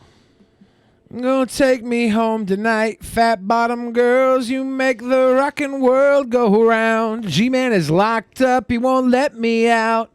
Locked up, he won't let me out. Fat bottom girls, you Free make my the man world go G-Man, rockin' says Mighty Five with the song. Thank you, Mighty Five. Dragon on the West says Shay doesn't know what she's talking about. A woman with a nice round butt, with an hourglass figure, and long hair is probably what most guys find super attractive. And a little bit of a belly is welcomed. Anyway, here's my money. Well, thank you, Dragon of the West, for letting us know what makes a woman attractive. I think what makes a woman attractive is her undying devotion to Christ. Yep. Morden is alive. Give us some cheers. Cheers, cheers, I cheers. think that's a deal breaker for me now. I think now it's just like if somebody was like, "Oh, I go to church every Sunday," I'll be like, "Okay, and do you want me to do that too, or is that just you and your family doing stuff?" Agent Butt P. Huck says, roll call coming back? I don't know. Joe's birthday is today. It would be really nice for Joe to let us know if he wants to come back for roll call on his birthday. But he's doing a birthday, so we can't bother him today. Nope. He's a new papa, right? Yeah, he's got a brand new baby. As you can tell, it's hard to find a babysitter these days. Yeah, and look, if there's anybody in Louisiana that is willing to babysit Monty's mixed race child, and look, so if you've never babysat a mixed race child, I've done it before because my brother's youngest daughter is mixed race. She bad as hell. Okay, like I told her mom, I said, you might as well go ahead and just get her a mouthful of silver teeth. That's how bad she is. I don't know what that means, but shout out to because the kids with the silver teeth always be bad as hell. That must be just some black school shit. I don't know. It's true. It's true. Great. I don't know though, because I'm white. I don't understand anything, and that's my privilege. Okay. Agent but P. Huck says, he had a baby. Not complaining. Just love watching Joe improvise. Yeah. We have that Morden is alive. Give us that love. Unhinged obesity. Thank you for your big time love. Says sup. PT Hammer again with some big love. Thank you, PT Hammer. Let's see. I love seeing Bar getting grilled, but I also have to ask, does anyone else find it creepy when people refer to it as black bodies instead of black people? Agent Butt P. Huck, that's a good question. It sounds creepy. I don't recall him saying that, but now I'm weirded out a little bit by it. Dak Onimus gave us some cheer and love. Kilo gave us that big love earlier. Just looking at all this big love everybody gave. Josh 2.0 with the big love. And I think that catches us up. All right. I don't even know anymore. My whole life is a blur. But thank you guys.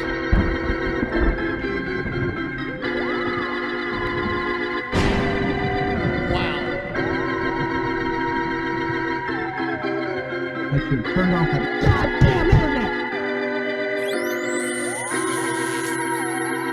Oh, don't touch me. Don't touch me. DP, are they going to touch me? Touch me, DP. Dragonism.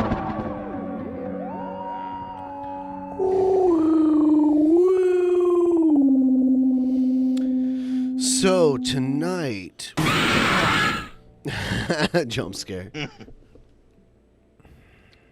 What do we have? Oh, remember Rick Wiles, the cell phone mark of the beast technology? Yeah, that wonderful gentleman. I guess he's hoping that they use hollow points against protesters. What? Mr. Meadows, please tell President Trump that he is now in possession of the bomber bullets. 2 billion bomber bullets. You're in possession of them now. You got the bomber bullets. Like and you can Obama put bullets? down the insurrection. You can put it down. You can't put down the resurrection, guys. It's not going to happen. In your We've been calling it for hands. 2,000 years. And you don't have to tolerate this anymore. They were purchased for the purpose of putting down an insurrection. Well, you got one. So put the hollow point bullets to good use and get out there and put down this communist revolution so the rest of us could live our lives peacefully. It's a call to violence. Using hollow points. What country? I'm sorry. What state is he in? What city? Do we know? I have no idea what city this guy's in. Because it says, what does it say? Vero Beach, Florida. Are there a lot of Black Lives Matter protests in Vero Beach, Florida? I don't believe so. No. I would guess not. I would guess it's like, I heard that it's bad and you should kill him. But he doesn't want it to be put down in his backyard, right? He wants to be put down everywhere because before long it will come to his backyard. Yeah. Like whenever I get somebody who says some crazy wild shit, the first thing I always ask them is, where do you get your news from? And it's amazing how instantly defensive people get when I ask them that question. I'd be like, yeah, where do you get your news from? Because I guess in their minds, I'm preparing to disprove what they're saying, and I'm genuinely just asking a question. I'm just like I've never asked anybody, hey, where do you get your news from? And then they say something crazy like, oh, I get all my shit from Red State and InfoWars, and I was like, yeah, man, that's not real news. I just be like, all right, like I'm not gonna fight with you. I'm just curious. Red State is awesome, by the way. Okay, so excuse my look. I just woke up. Like a goddess. I love your reaction. She puts the double D in goddess. Oh, I don't want to be mean. I love her. But my cousin, she sent me something that was very interesting. Interesting. And my cousin sent me this video. This tomorrow, right? Like you know, Monty is already preparing to do a whole episode of this. You don't say. We'll be joined by Burnt Toast and Missy Ann from the Morning Wood podcast. They'll be on the show with us tomorrow. Yeah, well, this woman talking. I think it's a Facebook friend of hers. And I want you guys to do an experiment because it shocked me because I did it. Okay, so I want you to go to Google right now. Everyone, go to Google. Type in a random 3 number like 475 or 474. Just type it in, and then She's after like, that, random, completely random. Not the number you'd see on the scale. Completely random. Oh, that's fucked up. put in new cases. So what you are doing right now is look, you see that number? It automatically comes up with new cases. I think Google and the media are manipulating numbers right now of the coronavirus. I don't even know why. It may be higher, it may be lesser. All I know is it may be lesser. It may be higher, it may be lesser. I don't really know. All I know is if they would just let us do hydroxy Harlequin, we would be able to save some lives. Corona's real. I got it. My friend Josh, You did he's not a get nurse. it. He's been taking care of people with corona. I know plenty of nurses and doctors who take care of people with corona, so I know it's real. But do it several times too. Type in another number. random 3 digits. You know, with new cases on it. Not having to do with anybody's Like, weight. let me put that in. Like, for instance, just any random 3 numbers. Is it a wart? Is that what? I don't know. I don't know. It's a third eye. She's a goddess. And then new cases. And then it'll just pop up with another news story of the same, of conveniently the number that you randomly typed in. Okay, who cares? Type in 353. New cases. Look in Google. Oh, there it is. 353 new cases in this random city. Type in 875. 875 new cases in another city. It's so weird. I don't know what's going on. It's so weird. It's so weird, guys, hey, babe, that can I have there's your so phone many number so I can cities show in the them what United I'm talking States about? that have similar numbers your climbing that just phone. about every single phone number number, can be attributed I'm to another retarded. day or week of coronavirus. Brain. So when I typed in 876, it said, "Did you get a call from an 876 area code? If so, it might be a Jamaican lottery scam." Every time, dude. They got me so many times. You know how many scratch tickets I have? You know what? What she's saying is you type in any random number and type new cases after it. Yeah. And it'll bring up like it'll like autocomplete it. Yeah. Like I just did it with 1, 2, 3, 4, 5 new cases, and yeah, there's like yeah. I did it just now. I said okay. Let me try this. I pulled up a site. It's called the Daily Item. What is the Daily Item? I've never heard of you before. All right, 867-5309 new cases. Mm-hmm. Let's see what it says. 867-5309 new cases. Lawsuit over Jenny's digits. What? Okay. Yeah, there you go. Broke it. Crack the code. 867-5309. Okay. Well, maybe we got to do 3 digits. Maybe it doesn't work with 4 digits. Yeah. Let me show you. I'll go to Google. And I'll show you what's going on because this is really freaking weird. Go to Google. Where the heck? Oh, there it is. Okay. Okay. My God, honey. You are obsessed with 3D, with controllers. Anyway. Oh, God. Yes, I am. Bingo Wings funny JPEG. Oh. Yeah, that's right. That's right. Yeah, it's right. All I right. searched bingo Yeah. wings. So this That's is right. what I'm going to do. That's right, I'm just going to Shanny. do a random number. Let's Animal pick out Crossing. numbers, I love her Jason. Animal Crossing Island. 3 digits. 551. 551. Paper Mario Origami King. And then you put new cases. Cases. I want you to do 666 next. Yeah, let's see. And then Google that. Wait, all Shannon. All right, look at that. Virginia sees 551 new corona cases.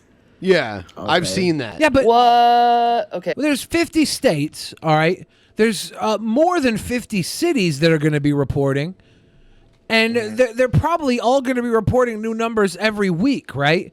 Throughout this pandemic. It's not out of the question that a 1 through 1,000 number in the mid-range of that is going to come up when you Google search it. Yep. That's just and then all the major cities are doing like I know Atlanta does, like we do daily we like daily updates twice a day. Yeah. Like one at noon and one at like 6 p.m. They'll be like, hey, this is how many cases have had. So just by law of averages, if every major city did that, and then you do all of the small cities in between, like you'll get like more than 1,000.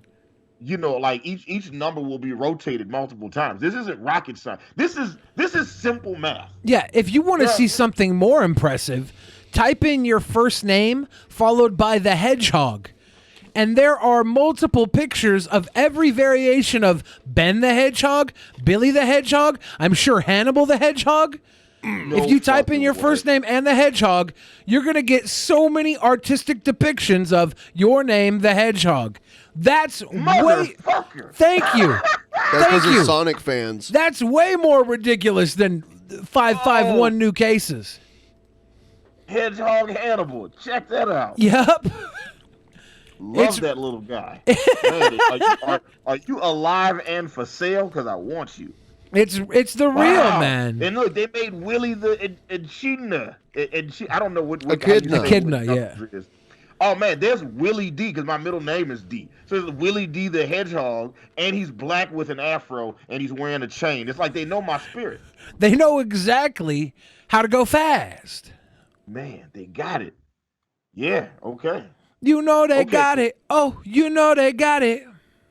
Okay, let's do 666. Yeah, do 666. Let's see. Yeah, Shan. Yeah. Do a 666, Shan. Yeah. 666 new cases. Give me another random number. Give me a new. 777. Okay, let's see. 777, Shan. It's hard to do with both phones. I know. 777 new cases. It Let's auto see. lit up for her. She could have clicked it. Yeah, they're not coming up here. 777 new positive corona COVID cases. Deaths to 777. Yeah, look There are at that. 777 positive COVID. 777. Like, I don't know what's going on, but if you do random numbers and then new cases, you'll see another news story Of course. of this. I don't know. Are It they makes manipulating? 100%. Type in Shanny the Hedgehog. That will blow your mind, Shanathan. Is there a Shanny the Hedgehog? There's got to be a Shanny the Hedgehog. There's not a BENPAI the Hedgehog. Well, BENPAI's not a name. It's a nickname. I'm talking about like your actual name. There might be a Shannon the Hedgehog. There's a Ben the Hedgehog. There's a Benjamin the Hedgehog. There is a Shanny the Hedgehog. I knew it. I knew wow. it. Yeah, I knew it. Right here. Oh, wow. Shanny she the thick. Hedgehog. She thick. Shanny the Hedgehog. Yeah, she could get it. G-Man. We should show G-Man Shanny the Hedgehog. He might fall in. La, la, la, la, la. Not Shanny the human. As a sidebar, of all the different variations that somebody could make for the name Shannon, Shanny is the fattest permutation that she could have chosen. What are the other permutations? Like Shan? The other variations. What are the other variations available? Well, I mean, let's say it's Shan. Okay, like if there's like you got a girl named Shannon, a girl named Shan, and a girl named Shani. Which one do you think is the fat one? I have no idea. You know. You just don't want me to be right, Bill Fridge. I Okay? I think they're all beautiful on the inside and out. Hey, look. I never said fat and ugly. I just said fat. Just saying, that's just a fat name. It's beautiful. I got you. Beautiful. Take me home tonight, fat bottom girls. You make the rockin' world go round, round, round. Check this out. Shanity. Unite us. American Aaron.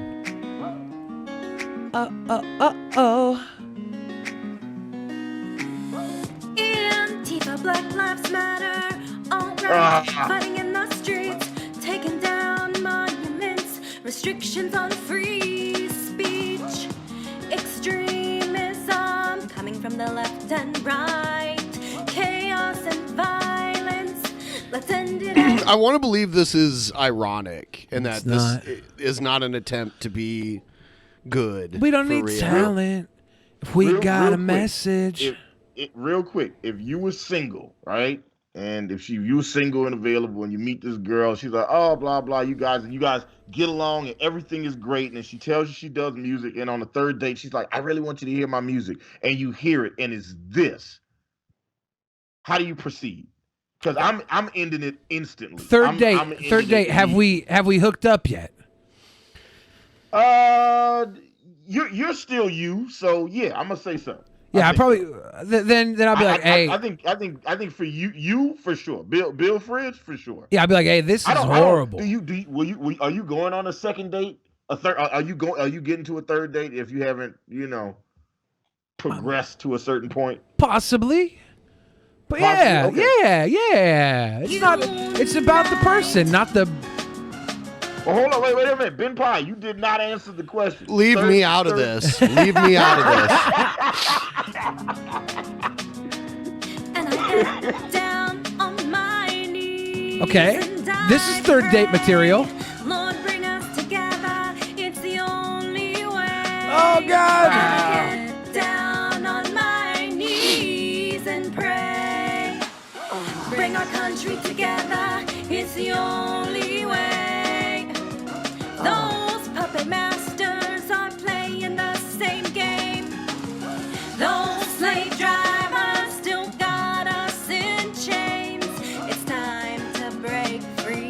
of the mental slavery. Yes! That was so cringy. It's time to break free of the mental slavery. I like Cardi BLM. It's time to break free of the debt slavery. Let's talk about the things that unite us. I can tell they're trying to divide us. Mass incarcerations of crime. The Oh, God. war on drugs, a never-ending story. Chemicals in the food and water supply. Dumbing Man, there is somebody who held her hand. Ow! Ow! There's somebody who let her do this. Bruh. So and I get down on my knees. I don't know. All right, so this is her in the studio, right? And then the engineer's recording this shit, and he's like, he goes to put auto tune on her voice, and she hears it, and she's like, nah, I don't put no auto tune on my voice. Real singers don't use that shit. And then this is what we got. But even with auto tune, how is this gonna sound? Better. Better, much better. And look, like you don't have to turn it full blast and make her sound like T-Pain. Like right. You can put that shit on like half, and then it'll balance. It'll just gently take all of the outer pitch notes and then just push them. You make it very subtle, just for like pitch correction. What if she went to somebody who doesn't know how to use? Was it Melodyne? Is that the auto tune company? And she's not gonna. No, Melodyne is another program. It's like Atnez. Better. Atnez. Like, I prefer Melodyne to auto. Yeah, Melodyne. But it's like auto tune is automatic. Like all you gotta do is tell it like, hey, this is the key it's in, and then you just start fiddling with the settings. With Melodyne, you got to like record the audio in, and it's like you turn it into MIDI information, and then you can go in and move the wave file up and down and put it on the pitch that you want it to be to get it right. Like, if I do any Melodyne work for somebody, it starts at $100 an hour. I like that she's willing to get down on her knees for what she believes in. I like that. Bring our country together. It's the only way. She should have got knee pads though. Put your ego aside. It's about I can't get with this message. pride. It's not Put your ego aside. It's about American pride. everybody come in together. Oh my goodness. This senseless fight. It's about red, white, and blue. America is not through. This is It's about red, white, and blue. America's not through. It just She got keeps them bars, son. It just She got keeps them going bars. too. the greatest land. I love this shot. Yes. Yes. I will stand Oh, reverse. Nice. mistakes. We live and we learn. We're not going back to that place. Yeah. In the end, I'll tell you what is true. Tell me what's true. When we bleed, we all bleed red, and that's the truth. Did she just rhyme I like how true there's- with truth? Yeah, and I like how there's people in the background, and there's like a cup. It's probably like a homeless dude that just hangs out there. Yeah. He distanced him. He socially distanced himself for her for this video. She's So- like, "Hey, here's the truth. We all bleed red." And I'm like, "I don't care. Some of you people's opinions got me wishing you bled more red. Stop." They're trying to divide us. Let's unite us. They're trying to divide us. Everybody. Yeah, who are they? I don't like the Well, I connotation. think the there. connotation here is that it's not about us versus them when Is it it the comes to deep the state? people. We should be together as the people. We listen. If you can't sing, I'm not listening to nothing you got to say about Whoa. liberty. Let's Okay, drive you us. got to choose, pick a lane and then be good at it because you're not good at this. She is awful. What's her name? I have no idea. It said in the beginning, didn't it? Maybe. American Aaron. Yeah, American Aaron.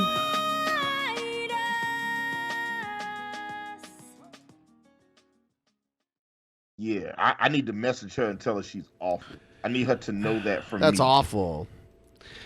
That's so. I need her to know that that's awful. Yeah. Tell me, Hannibal, because I need to know. I need to know. Yeah, that was a wonderful musical break. I swear. she is very not good. And I haven't seen somebody that attractive be that awful at music in a long like I've never seen the ratio swing so wildly before. You know, that's pretty amazing. He will not divide us. They will not divide us. Savor me with slavery. It was good. It was a good song. It was a really good song. Stop it. Really, really good song. Really good song. Massless grocery shopper invokes Jesus Christ. We don't even have to do this. We can just hang out. To and maintain social distancing. If you're wondering why McDonald's is providing de-escalation training for its employees, or why some store owners have gotten so exasperated with mask defiance they've decided to shut down altogether, please take a look at the Twitter feed 50 Shades of Way, which catalogs videos of tantrums in grocery stores and restaurants around the country. All of the tantrum throwers are full-grown adults who seem to believe it is their constitutional right to call other people names for requesting that they respond to a public health emergency by covering their noses and mouths. It's fascinating. It will make you want to stay home forever. Perhaps the most amazing video was taken last week in a Fred Meyer supermarket in Longview, Washington. Hey, shout out to Longview. It's the herpes capital of Washington State. STD capital, not just herpes. They got a whole bouquet of itch. Does every state have a herpes capital? Oh, you know they got to. They got to have the STD capital in every state, right? Well, hold on. Now I'm Googling. You better watch out what state you doing Ubers in. They might leave a trail on your car seat. Oh, no. Oh, no, Benjamin. We have a game capture alert. Oh, no. So perhaps where a woman orders her fellow shoppers and an employee, I command you in Jesus Christ's name, get out of that aisle. You are a demon. Get out of this aisle. That's right. Until I can buy something, I will happily leave. I will cast you all to a lake of fire in Jesus Christ's mighty name. Is this really a video? Chattanooga. Awesome. Okay.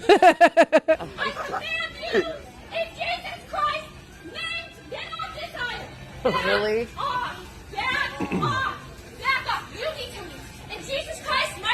Oh my God. She's got the super Karen cut too. She's got the full. How has she got the full on Karen cut? Yeah. Are people normal until they get this cut and it's like being hit with some MK Ultras? Is she wearing pink also? Is the K in MK Ultra stand for Miss Karen? Is this a pink alert? That's peach alert, but yeah. It's pretty much pink. The brand new hit movie that's going to come out into theaters when theaters open back up is going to be called Petty in Pink. And it's going to be about all the Karens wearing pink in the shopping markets, no masks, being petty while they're trying to get some damn guava. In pink? Yeah. Petty in Pink. It's coming to a theater near you.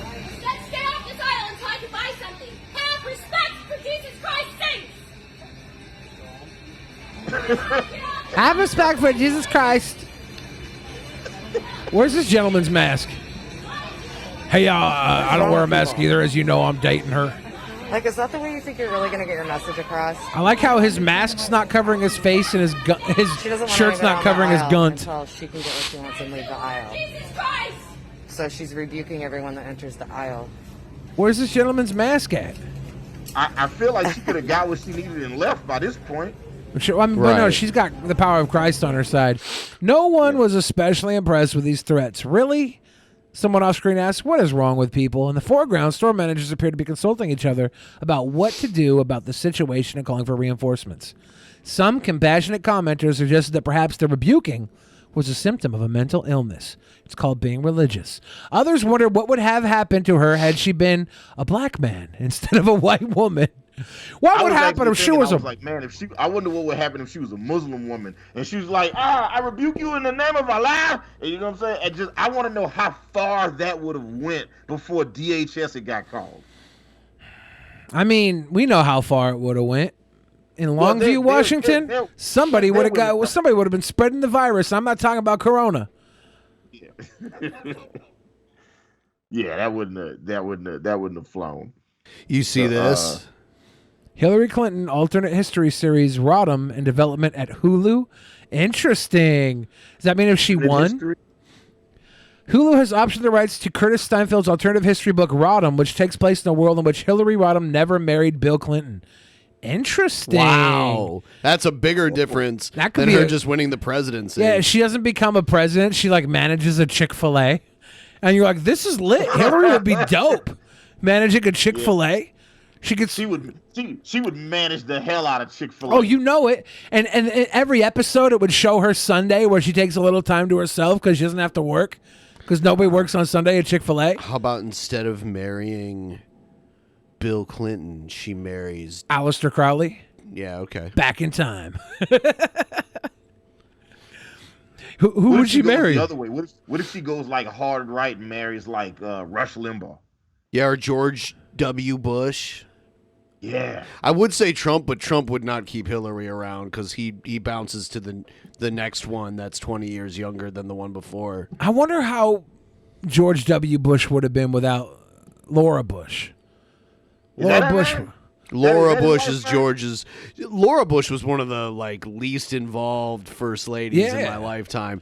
She was just the nice old lady. I think she was like a librarian. Or something. she was just a nice librarian lady who happened to kill a man back in the in a car accident. Yeah, in a car accident. She just happened to kill a man in a car accident. Yeah, because when you come from a powerful family, that you don't go to jail for involuntary manslaughter. But in those days, not many people did. It was like a oopsie when you hit somebody with a car back in those days. But yeah, the series is described as telling the story of an ambitious young woman developing her extraordinary mind in the latter part of the 20th century, moving from idealism to cynicism and all the way back again. Sarah Treem is attached to write and executive produce the project. The Handmaid's Tale executive producer Warren Littlefield will also executive produce Rodham via the Littlefield Company along with Steinfeld Fox 20. Blah, blah, blah. This is all where they show off who's signed on. Did you know Matthew Broderick killed a family of people driving on the wrong side of the road in Ireland, and he didn't do any time for it. And every now and then he'll go back to Ireland and I don't know I don't know if he gave them money or what happened, but he did not get in any sort of trouble whatsoever for it. Yeah. Yeah. And I did not know that. Matthew Broderick killed a family? Yeah, he at least a parent and a kid or something like that in a car wreck, and he was driving on the wrong side of the road because they drive on the other side of the road there. So, yeah. I don't know what happened with all of that. Let me see. Let's look it up since it randomly came up. A lot of celebrities have interesting pasts. This was after he was dating the woman that played his sister in Ferris Bueller, and I think she was with him. Looks like it was in Northern Ireland, so technically the UK. Crossing the wrong lane and collided head-on with a Volvo. The driver, Anna Gallagher, 28, and her mother, Margaret Doherty, 63, were both killed instantly. He was vacationing with Jennifer Grey, whom he had begun dating in semi-secrecy during the filming of Ferris Bueller's Day Off. The crash publicly revealed their relationship. He had a fractured leg and ribs, a concussion, and a collapsed lung. Grey received minor injuries, including whiplash. Broderick told police he had no recollection of the crash and did not know why he had been in the wrong lane. What I first remember is waking up in the hospital with a very strange feeling going on in my leg. He was charged with causing death by dangerous driving and faced up to 5 years in prison, but was convicted of the lesser charge of careless driving and fined £100 or U.S. $175. Yeah. The victim's son and brother, Martin Doherty, called it a verdict of travesty of justice. He later forgave Broderick amid plans to meet him in 2003. Wow. 16 years later? Yeah, so he killed a 28-year-old and a 63-year-old. And in February 2012, when Broderick was featured in a multi-million-dollar Honda commercial aired during the Super Bowl, Doherty said the meeting had not taken place and that Broderick wasn't the greatest choice of drivers, knowing his past wrecked. Oh, my gosh. Oh, no. He's like, yeah, he never met me. He said he was going to meet me in 2003. Probably buy me a pint. I'd call it good. Call it even. You killed me wife and mother, but sister and mother. Buy me a pint, we're even. He never bought me the pint, that son of a bitch. That I give that Irish a C-. It's not good. I'm not good at accents at all. Plus, it was Northern Ireland. Accent's slightly different, too. Honestly, if I sounded Australian, I'd take it as a win. I'm not good with accents. Same. I don't do good. I don't do good accents. The only reason I tried the accent is because I knew what I was saying wasn't particularly funny, and I had to take the weight off of that.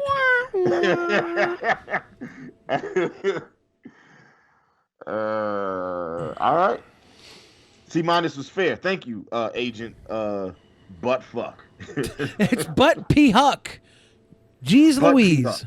I'm sorry. Jeez Louise. Wait, are we not allowed to say that on Twitch? Honestly, we're allowed to say anything. Just when I'm on Twitch, I like to overdo the censor. Yeah, we're allowed to say anything, but we're allowed to say a lot of this stuff. Yeah, we're allowed to say a lot of this stuff. I just overdo it. Really? Because I got some interesting feelings about the Jews I want to bring up right now. No, seriously. I'm joking. I'm not gonna. Stop it. I love them. Have you heard about that English rapper who got his Twitter account like jammed up? Like he's in all kinds of trouble for tweeting a bunch of stuff about the Jews. Why? I don't know. I think his name is Wiley. I mean, didn't Nick Cannon say a bunch of dumb stuff about? Yeah. So and he got jammed up too. Stuff, and then a couple days later, this guy Wiley, who apparently is like a very he's like the Lil Wayne of UK. Like he's the like the top guy in their grime scene. I'm the top Wiley guy. Virtual walkout over anti-Semitic tweets. Rapper deleted from Facebook and Instagram after abuse of Jewish critics. Yeah, that's weird. I've never heard of this guy before. I've never heard of Wiley. So yeah. They're a dime a dozen now, right? Like SoundCloud made rappers, like they're just like everywhere, right? Well, I don't know. He's his full name is Tempton Wiles. Like, is he related to Rick Wiles? No, not Tempton Wiles. They call him Wiley. Tempton Wiles is a visitor on this planet from outer space. You may remember him earlier from behind the Borg cube. That was really just blocking him. Yeah, so he's also a rapper down here. Goes by the name Wiley. It's pretty chill, like the Coyote, but not. Yeah. Are you making this up? Yes, 100%. That's what I thought. Yeah. It's a lie. I don't think I know. I'm trying to check the chat and see if anybody knows who Wiley is. So I didn't know who he was. I guess like the way it was described to me was like it would be the equivalent of like Lil Wayne or Drake or somebody saying something crazy on Twitter. I'm like, I don't know who he is. So someone's challenging Egghead for the Cringerweight title? Yeah, I could tell you a story about this gentleman if you want to watch the promo. Let me make a quick bathroom run and then we'll get into that. Yeah, so where's Egghead? Let's get him around too. Is Colton around? Someone get a hold of Egghead and get him in the waiting room because I want him there by the time I get back. Yes, I do believe he was here earlier, so I don't know if he's out. Where you at, Egghead? Where you at? Also, what's up, Ryby? I see you hanging out in the chat. Ryby Jenkins. Where you get that black ass last name from? Whoa. She get it from her mama. She get it from her mama. Ryby made an entire living room setup for the actual Maniacs, specifically the Bill Fridge actual Maniacs. This was the first one to show up. She has an entire living room playset she designed. It's actually really cool. She made it of dominoes, and the couch is made of real human leather. It's really cool. I should probably try and pull it up while we sit here and talk about Ryby Jenkins, the queen. Yeah, that's a super black name. The queen of human leather. Ryby Jenkins. That sounds like a stripper at Magic City. No, Blue Flame. Sounds like a Blue Flame stripper. But that's good though, because they make good money at Blue Flame. Flame disappear. Flame disappear. What's y'all strip club ratio out there? Like how many strip clubs are Okay. in the Seattle metro area? So there are 2 strip clubs within walking distance of my house. 3 on the same road that my house is on. And then there's maybe 6 total in the area. They look at the entire city. I think there's like 6 or 7 strip clubs total in the entire city. And 3 of them happen to be like on my street. But they're like 40 or 50 in Atlanta. Yeah, there's There's many a ton more of them there. in Portland. They're terrible here. Portland has tons. That's real human leather on this couch. It's really nice. It's gross. Wait, what do you mean human leather? I don't know. That's what I was told. Wait, All right. What is So here it human is. leather? And where's Egghead? Egghead, where you at, man? We was trying to call him out. Also, I see you, Shay Lamont. So, What's going on, homie? Since it's Joe's birthday, this is one of Joe's top picks for Cringerweight Champion of the World. Wow. All right, let's see.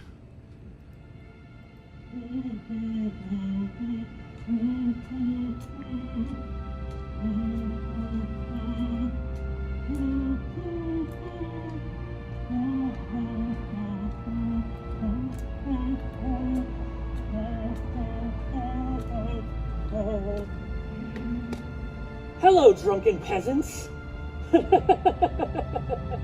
My name is the Creator. And I am here to enter myself into the Cringerweight contest for the next actual Mania. Shut up, I'm not talking to you. Now's not your time. Egghead, I saw that you won the Cringerweight Championship at the last actual Mania. But I'm here to tell you, boy, I'm coming for it, and I'm gonna take it, and I'm gonna collect what is mine.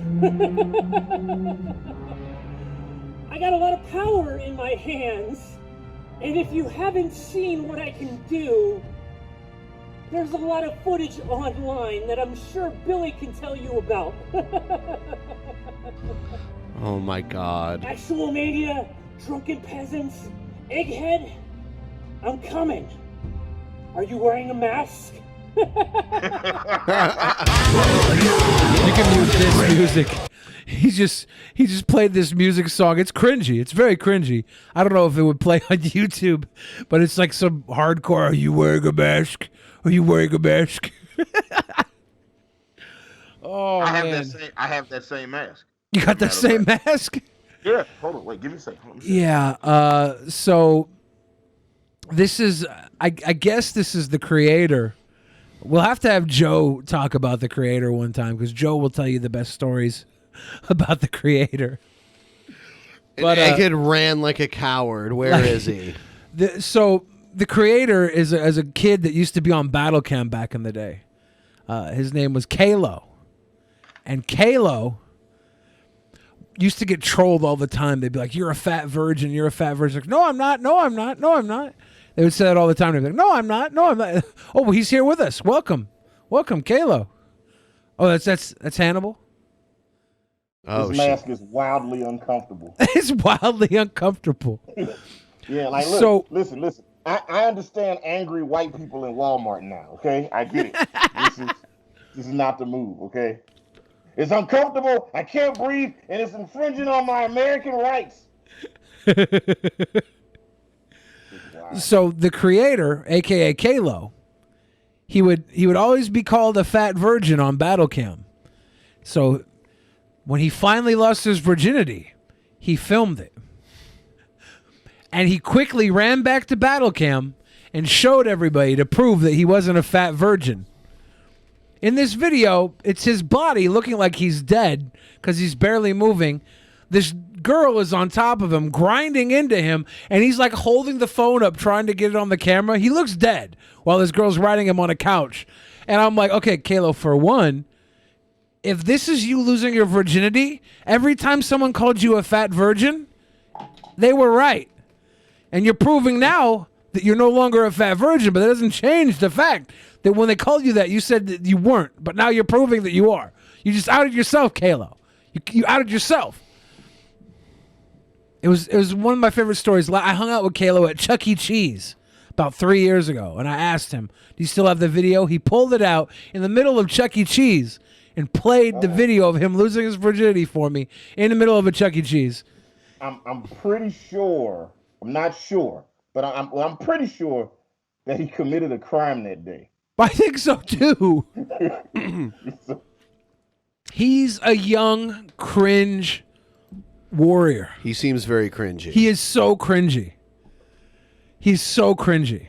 He's got so many videos being cringe. I don't know. Should we wait and see how Egghead reacts? I wanted him here. He messed up really bad. Wow, Colton. I'm gonna ping him right now. Wow. Yeah, come on, Egghead. Where you at? This mask is hot. I've never worn this before. This is my first time wearing this mask. So what if he's a virgin? I'm not saying he's a virgin. He obviously lost his virginity in the video. I'm saying before everybody called him a fat virgin, and then he filmed himself losing his virginity to prove them wrong. That's cringy. Because all you could be like is like, fuck you. It doesn't matter if I'm a fat virgin, or fuck you, lie and say, no, I'm not a fat virgin. But don't lie and say, no, I'm not a fat virgin. Then the second you lose your virginity, you videotape it and run back with proof. See, I'm not a virgin. That's cringy. That's the so what. That is. That's the so what. He's a young cringe master in his prime. And he might be a worthwhile opponent for Egghead. I would love to see Egghead respond. It's actually the back and forth there is something. Is definitely something. Yeah, I approve. The content. That's content. I like it. There's some stand-up comedy of Kalo. And he's doing stand-up, and it is some of the most cringiest stuff I've ever seen. I'm pretty sure he's wearing a John Cena shirt in all of his stand-up. It's top tier. Oh, like the old school Cena where he used to always have like FU on all his clothes. Yeah, where he looks like the new John Cena where everything is all like colorful and. It was like the colorful Fruity Pebbles colored John Cena shirts. Right, the Fruity Pebbles. Yeah. Okay, that was the whole thing they did. Yeah. Fruity Pebbles. Yeah, the attitude adjustment and the 5-knuckle shuffle are the two worst finishing moves. The 5-knuckle shuffle is trash. You know what though? The attitude adjustment, that was just him. He originally called it the FU. It's just FU, yeah. It's like a parody of Brock Lesnar's finisher, the F5, and it starts in a fireman's carry. It's very similar. Yeah. So it was really just making fun of Brock Lesnar's finisher for some reason. Do. 5-knuckle shuffle. You know what? I feel the same way kind of about the people's elbow. Because it doesn't look damaging, but it like does all this damage in kayfabe wrestling, you know. Yeah. But the 5-knuckle shuffle seems even weaker. It's like you're dropping like I don't know. Here's why in kayfabe it works. Because you have the energy of the crowd behind you, and it ups your intensity. In Cena's case, you have the energy of the haters. That helps too. When you're out there trying to prove the haters wrong. With your hustle, loyalty, and respect, those boos, they turn into power. I wish Egghead would have shown up. Wow, he got called out, and he won't even show up. What a coward. He was here earlier, too. It's too bad he dispersed. I believe in you, Egghead. Maybe he's indisposed right now. Maybe he cleaning his tub. I was trying to, say something positive. That is positive. That is That is positive. I mean, it's positive in practice, not in theory though. Oh, in theory, not in practice, right? Like cleaning your tub is a good thing. Cleaning his tub is. And then the main event is Jared versus Tila Tequila. Wow. Yeah. And we got the new tag team champions. What are their names again? The Slayton sisters? Yeah, who's going to go up against them? I wonder if there's like an anorexic duo. Oh no. That would be cute. Who are the Slayton sisters? The new Actual Mania tag team champions. Yeah, they're like one of them's like 700 pounds or something. I think they're short, so I think they're like 400 and 600 pounds or something like that. One of them's like way morbidly obese, and then the other one lost a bunch of weight, but she was smaller to begin with anyway. But they're both very big, and the one has the unfortunate disadvantage of her fat going to the front of her face. She's got a fat forehead. While the other sister got the fat to go to the back of her head. On the back of her head. So she was like you're the pretty sister when your fat just decides to grow on the back of your head instead of the front. That was unfortunate. Unfortunate. I'm gonna Google them now. What are they? The Slater sisters? The Slayton sisters versus the Olsen twins. That's actually a good one. Oh God, that's really good. Zero Ron. Oh my God! I think we just booked our tag team championship match. So we just the need a Slayton few sisters more. versus the Olsen twins. We have the 3 title matches. I think. You think it's time to have the YouTube psycho brat from Washington State against the Predator Slayer? Who? Chris Hansen? Chris Hansen. Yeah, who would people rather vote for there? Oh man, there's enough videos on The both those YouTube guys. psycho brat from Washington State, Onision James Jackson. I think that might be time to do that. I don't know. There was some other matches that I was thinking of that would be really good. I was a cannot reporter remember them before right now. he was born, and I'll be a reporter when he goes to prison. Whoa. Yeah, these some big old girls. Yeah, versus the Olsen twins. That's a smart one. I love that. You think Monty would like them? Look, Monty loves fat asses and he loves white girls, but I feel like he would feel like this was us taking advantage of him, taking advantage of his sensibilities. In a grudge match. I think I found a picture of one of them just holding like a lot of ground beef. I just had to know more information. What is going on? The 1,000-pound sisters? Yeah. Shut up. I like it. I love it. I want more of it. Oh. Yeah, ever since John Swan's video came out, Chris Hansen's Twitter has been privated. It's too bad. It's too bad. Now that I'm a renewed fan of Chris Hansen, not because I'm going to be going on his show anytime soon. Are you going to go on his show? No. I was like, don't do it, Billy. It's a trap. I'm doing it. It's a trap. But yes, Chris, Onision, this YouTube psychopath from Washington State, he did take liberties with me. He made me go into a hot tub naked on multiple occasions. And it smelled like farts. Well, the second time in the hot tub naked with Onision, it did smell really bad. The first time, though, was at a different house, and the hot tub was very pleasant. And technically, he didn't make me go in naked. Joe and I just hopped in naked both times, and he followed. So, Wow, this is sounding different. We weren't going to jump in our underwear. Okay. Look, man, we know how to catch a predator, and you got to set yourself a honeypot. 2 naked boys in a hot tub, you're going to get a predator to come swimming with you. And that's what he did. He jumped right in. The YouTube psycho brat from Washington State. Onision James Jackson. Is that his name? Really? Okay, so he's changed his name multiple times. And originally his name was Greg. And I guess, I don't know, one of his last names has been known to be Jackson. Yeah, I don't know. So they go, so he was known as like Gregory Jackson, and they changed his name to James. So now he's James Jackson. And Chris Hansen refers to him as the YouTube psycho brat from Washington State.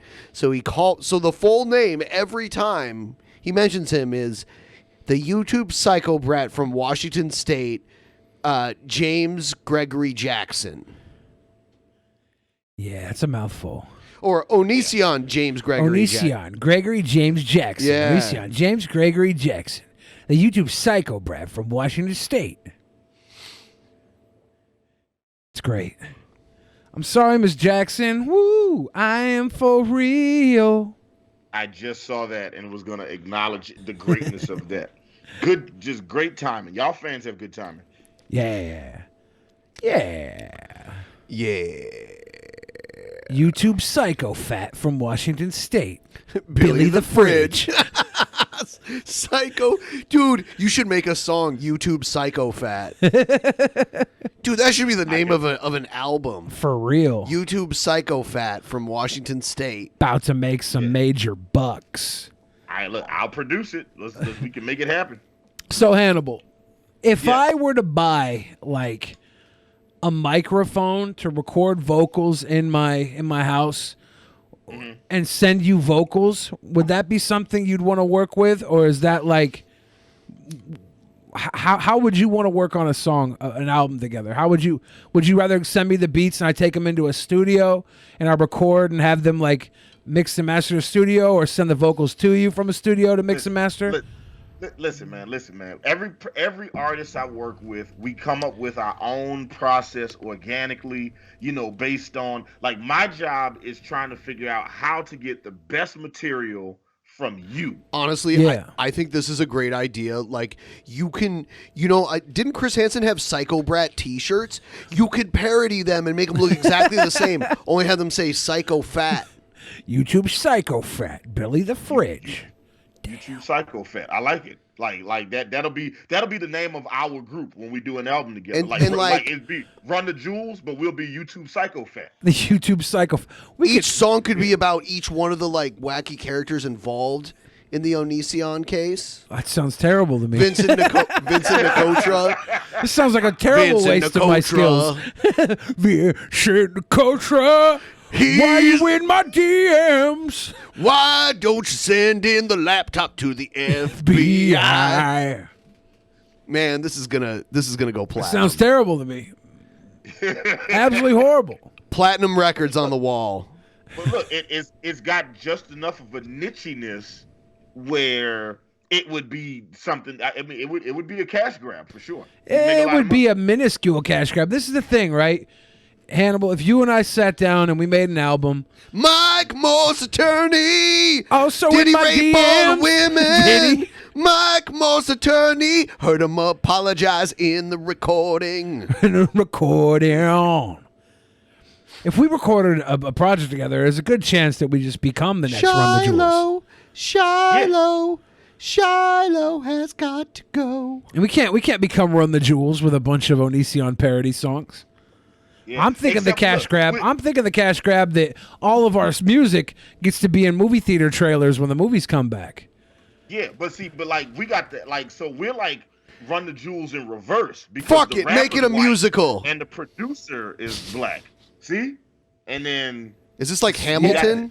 How about this? Instead of Run the Jewels, we'll call ourselves Close the Schools, and we'll make COVID conscious raps for a new era. No, I was gonna say Jog the Rubies. Jog the Rubies. Yeah. Jog the Rubies fast. It's terrible. This is horrible. Yeah. Let's just make a project so creative and original that everybody in the world is like, why am I not giving these guys my money right now? And then they will. Speed walk the cash for gold. Speed walk the cash for the cash for gold. I hate my life. Look, it's got a ring to it. It's got a message that's relatable. Okay. I can't wait. I can't wait to see it. Should be good. Good days. Yeah. And then look. So look, I'll be working on an album with Billy the Fridge. I'm about to send BENPAI some music. You gotta let me know what's the best way. You want me to just send you the stems and just kind of let you fuck around with it? Sure. You know. Okay. We'll do that. It's 140 BPM and it's in B minor, and you have total creative freedom to just kind of fuck around with it. Okay. I'll check it out. It's the first heavy metal joint I've ever done. I've done rock joints before, but I've never done a metal joint. And shit came out good. Shit came out way. Well, I mean, I did it, so of course it came out good. But it was I remember like the first dubstep joint I did, and I was like, man, is this any good? And I put it online, and shit got like 100,000 views in a day, and I was like, oh, I guess it's all right. I think, Billy, you should apply to be the mascot for the Kraken, and you can wear a giant squid costume. I should just make a giant squid costume. Yeah. And go out there and just walk out onto the ice. Yeah. It would. I could just hang out outside the key arena. I wish there was more. I don't know. I don't think they made a good enough logo for it. I like the color choice, but I don't know about how I don't know how I feel about the logo. I wish it was like an actual Kraken, but instead it's just like a C or an S with a tentacle and a scary red eye in it. It's okay.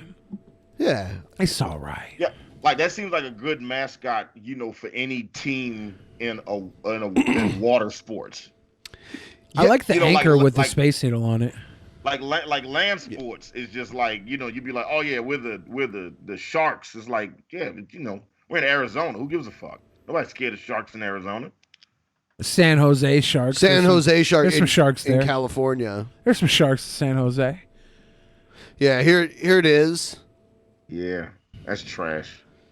I don't know. Trash logo. It's all right. It's lazy. I like the Space Needle anchor. The S is kind of a Kraken, right? Yeah, I mean, there's a tentacle. It's the tentacle going through. In the dead space. It's like the profile of a. Ooh, Cthulhu McCracken. That's the name of the mascot. That would be hilarious. Hey there, it's Cthulhu McCracken. I'm here to save the day and play some hockey. Cthulhu McCracken. Hi. Buy me a pint, Matthew Broderick, for you killed me mother and sister. Cthulhu McCracken. That lit. Why'd you make him Irish? There's very few teams that have a name like that where it's not a plural, or you know what I mean? Like the team is the Kraken. Yeah. Like the individual players aren't Krakens. Right. The Washington, D.C. are going to follow footsteps for the Redskins are now gone. They're going to be called the Washington Sheep. Sheeps. Ben's like, sheeps. Are you high? Sheeps. That's just like a very high respect. Sheeps. Man, Sheeps. I got some good ass weed the other day, and she had me so high. I was like, fuck. I was like I went to bed and woke up and I was still high. I was like, man, this shit is strong as hell. Someone said Kraken's just a fancy name for an octopus. That's not true. A Kraken's like a mythical creature. Yeah. It's like a giant squid octopus. It's not really fully squid or octopus. It's like somewhere in between, and it's unbelievably huge. It's old, sailing legends. Look, like mermaids and shit. If Krakens were real, okay, they would wind up on somebody's dinner plate. Somebody would eat that sumbitch. They would try. We would try it for sure. We would try. They'd die trying. Yeah. Yeah, if dinosaurs still existed, we would be eating dinosaurs every day. I play the game Ark, and I eat dinosaurs all the time. Is that game good?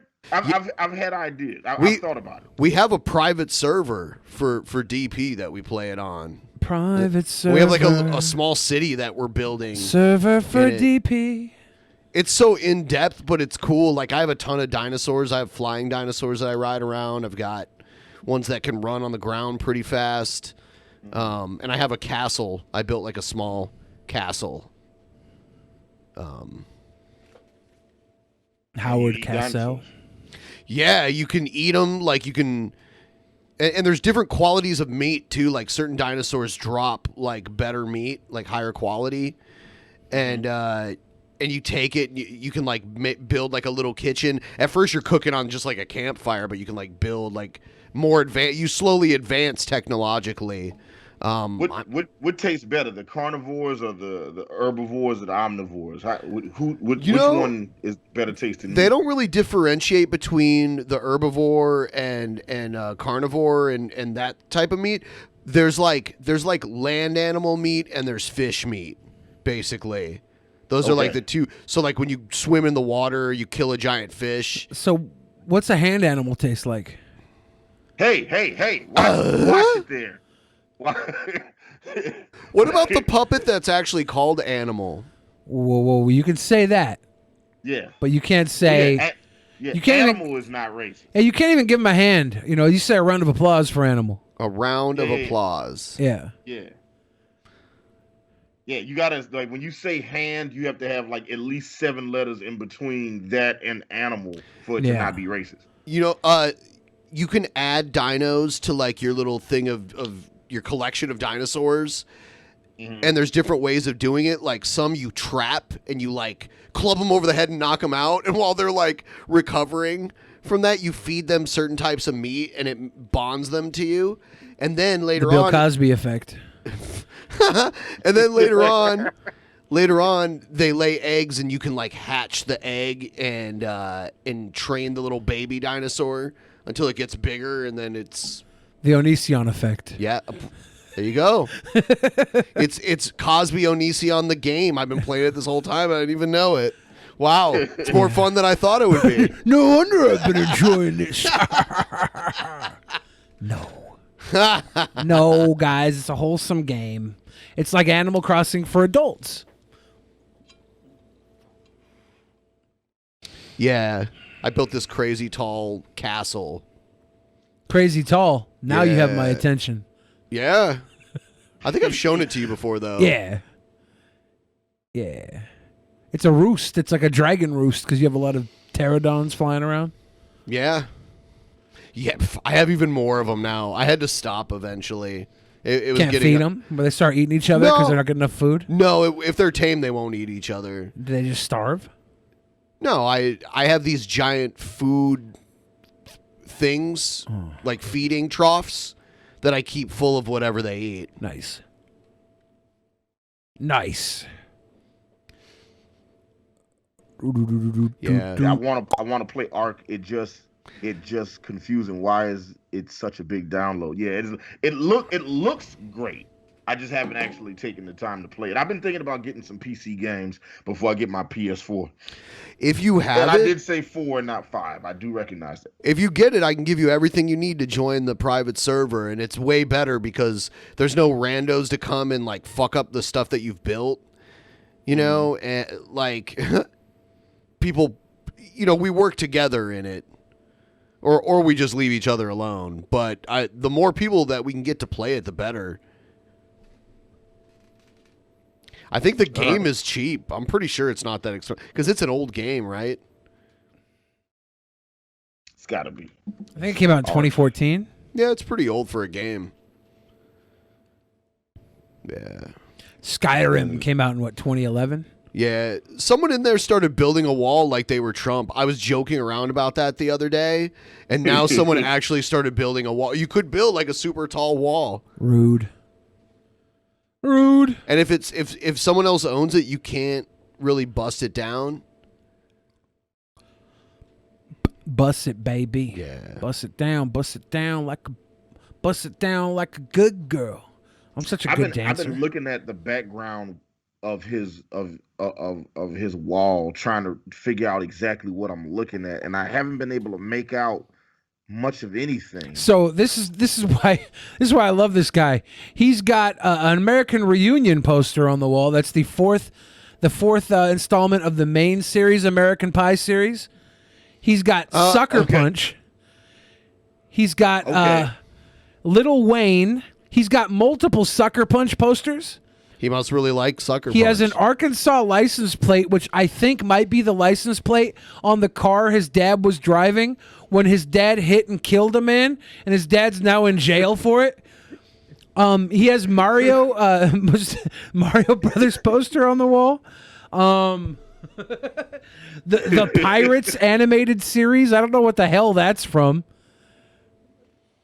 Is that what that says? The Pirates? The Pirates. Yeah, I don't know if that's VeggieTales Pirates Edition or something.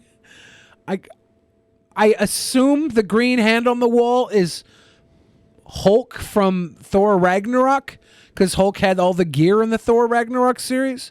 So I think that might be Hulk from Thor Ragnarok.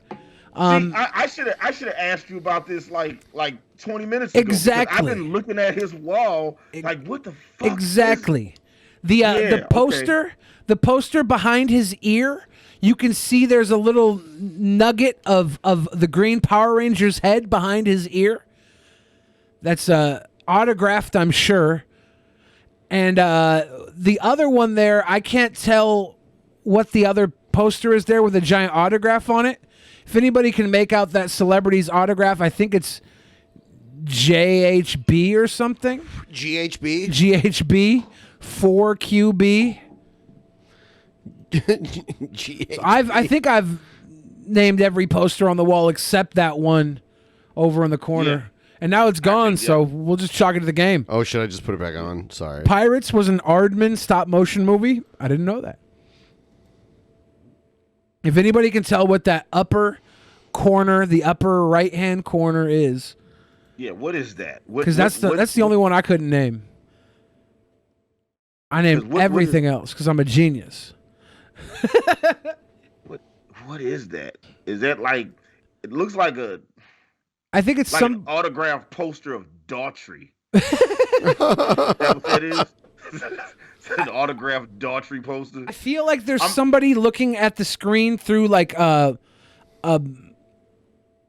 sniper scope. A sniper scope. Maybe it's Arrow, and that's Arrow with the bow pulled back. Maybe I don't know though.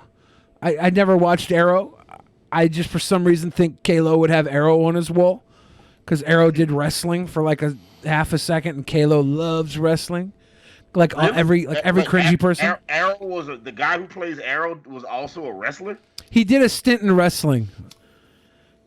He did a SummerSlam match, I believe, against Cody Rhodes, and then came back in AEW for something with Cody Rhodes.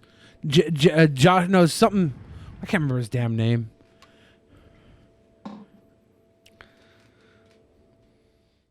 It's Pirates of the Caribbean. No, it's not. It's definitely not Pirates of the Caribbean. That looks Indian. Stephen Amell is the guy's name. I don't know if that's a Stephen Amell autograph. Daughtry is worse than Nickelback in every way. Wow. You think I've seen Daughtry live in concert. I've never seen Nickelback live in concert before. That's definitely not Stephen Amell's autograph there, so I don't know what that poster is in the back. Billy isn't a narcissist. He's just so awesome that even he recognizes it. Thank you, Zara. You're 100% correct. Somebody make Zara a mod. Yeah, I think you're right about all this. Also, I'm curious about the multitude. How many more Sucker Punch posters does he have? I know there's probably 3 behind his head. Yeah, it's interesting. So, I don't have an Arrow poster available. That I couldn't find that Arrow poster, but for some reason, this Arrow poster just invokes the color scheme there. Mm-hmm. I don't know why I'm stuck on that being an Arrow poster. It doesn't have to be an Arrow poster. I just don't know what the hell it is. You know what? Now I'm looking at it. It kind of looks like comic book art. Hold up. Let me. It could be. Let me see.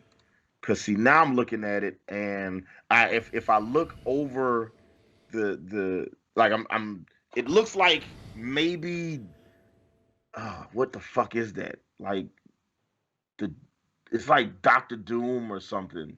Dr. Doom? Could it be it's somebody like somebody in a cape? Is that what I'm seeing? It looks like it's capish. Yeah, I don't know though. I don't know. That's capish. I wish I had the answers. When he does his next cringerweight video, I need him to also give me a breakdown of everything in this picture. Yeah, I'll get him to tell me what the hell his poster is. I'm surprised he's not. Says Morton Dave says, I don't know why it looks like the World of Warcraft movie poster to him, but then it's autographed. Huh. Yeah, if someone could tell me what that... Someone says it's Nickelback. I do not know the martial law band. Juma P. I don't think so. Hey, E Green, that's my homie. He said, shout out to the Peasants and Hannibal to beat them. 1/3 of Team MFN, the mightiest production team in the world. And Monty. Yeah, Monty has got daddy duty right now. So his babysitter, you know. Daddy duty. His babysitter was like, nah, I'm not watching him. Daddy duty. Yes, I will get the image off the screen. I'm glad Daddy somebody duty. asked. I tried to do it earlier, but I know we were busy reading the wall though, so I was trying to figure it out. It was just I've been trying to figure that out the entire time that it's been on the screen. And I've been and the irony is, as soon as Billy started saying everything, it was like incredibly obvious to me how I missed everything in that picture. This is not something we need to talk about. I'm also rewatching King of the Hill right now as well. I'm on like season 5 right there. It's right before the episodes with Tom Petty. Damn it, Bobby. No. So No. Well, no thanks. No, that's all right. No, that's all right. No, that's all right. Son, maybe I'm not getting through to you. You understand what I'm saying? A lot of my friends are followed by the martial law band, though, so I think I've kind of backed away from the local music scene in the last few years because of my internet presence. I've been lazy, so I haven't been going out to a lot of shows. If they would have been around in the early 2010s, I probably would have known them pretty well, but I think they were made later in the Seattle music scene. Billy 2040 in time for the 20-year presidential curse. Joe Irk is Q. Walmart is holding Monty. Ben needs a hug. Hannibal has the creator's mask. Copy. Thank you, Stemmed Elsewhere, for the bits. Thank you. Yep. And Slay Mia came in and said, come on, guys. You know the worst finisher is either the finger poke of doom or Hulk's leg drop. Yeah, but that was only, the leg drop was done plenty of times, but the finger poke, that was only done once. Yeah. I just found out that Killeen, Texas is the STD capital of Texas. That's a small town with a military base of 143,000 people. The small town beats most big city on the STD in Texas. Interesting. I didn't mind Hogan's leg drop, by the way. Yeah, it was. Really?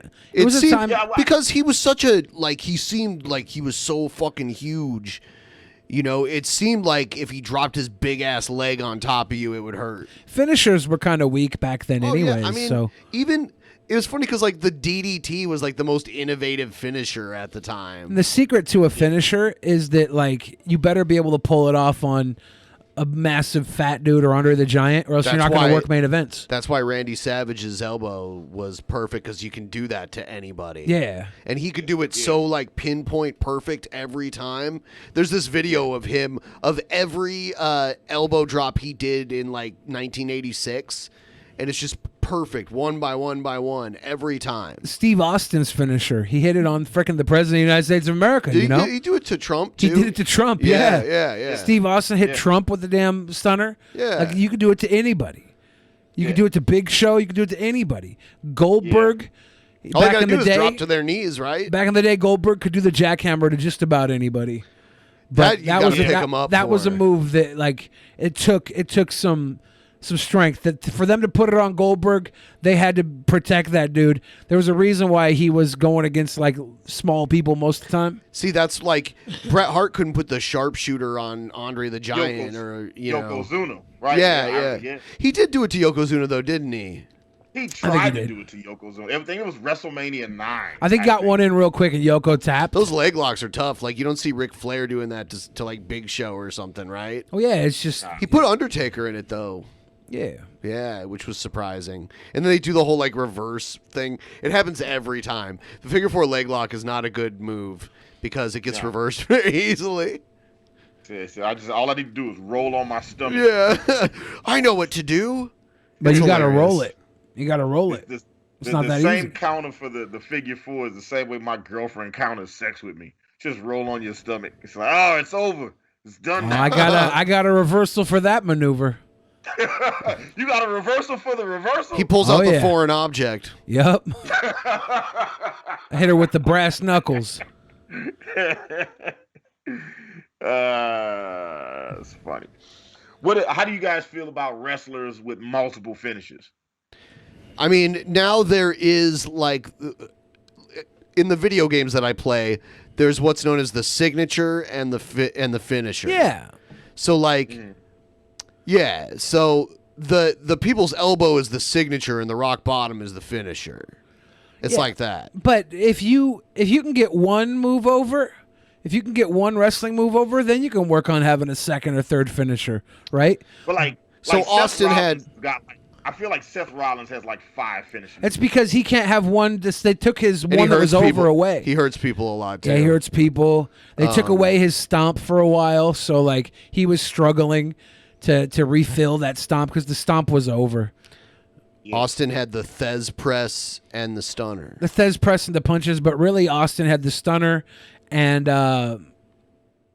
that's all he ever needed. Yeah. The Thez press was more like a one of his safe moves. He never finished anybody. With If you really want to think double finishers, you think like Sting had the Scorpion Death Drop, and he had the Scorpion Leg Lock, right? The Well, he reverse also had the DDT. Stinger Splash, too, right? That was never something he pinned anybody off of. That was like when you say finisher, it's literally what you use to finish the match with, you know? So, you know, if you're going to have multiple finishers, you could have multiple signature moves. A lot of these guys have multiple signature moves, but if multiple finisher means you're winning matches with either of these moves. And The Rock did win matches with the People's Elbow. He did win matches with the People's Elbow. That's awful. Yeah, the same thing. Like Cena would beat people with the FU, the attitude adjustment. The attitude adjustment. He's also beating people with the STFU. The step over toe. Undertaker has a tombstone in the Last Ride. The Last Ride was his second finisher because he also up his had character. it was like a Kimura. The Kimura or like lock. Is that what it was? Yeah. Was it Kimura? It was some kind of submission hold. Hell's Gates. Yeah, Hell's Gates submission. They gave him a whole bunch of finishing moves. Well, he wanted to change his gimmick up a little bit a couple times. Rolling. Mick Foley had the mandible claw, but that turned into the double arm DDT. I loved Cactus Jack's finisher, which was he would run along the apron on outside of the ropes, and the guy would be on the floor, and he'd just do like a flying elbow drop down to the floor. Would he beat the guy with it? Yes. That was so gnarly, too, because WCW didn't have really good padding outside of the ring. It was like a gnarly-ass drop. Well, there was Bill Watts came and removed the padding for a little while, too. It was sick. He would do it still. That was Cactus Jack's finisher a lot of the time in WCW, in like early 90s WCW. He'd like get the guy out of the ring onto the floor and then run along the apron and dive, do like a diving elbow. I saw this one match. It was Terry Funk versus Mick Foley somewhere in Japan in the early 90s. And it was in a gymnasium where it was just metal folding chairs on the floor. And there was probably only like 20% of these seats were filled. So a whole bunch of this match was just the two of them picking up these chairs and chucking them at each other. They were like chucking chairs back and forth at each other out in the crowd. That's pretty cool. Yeah.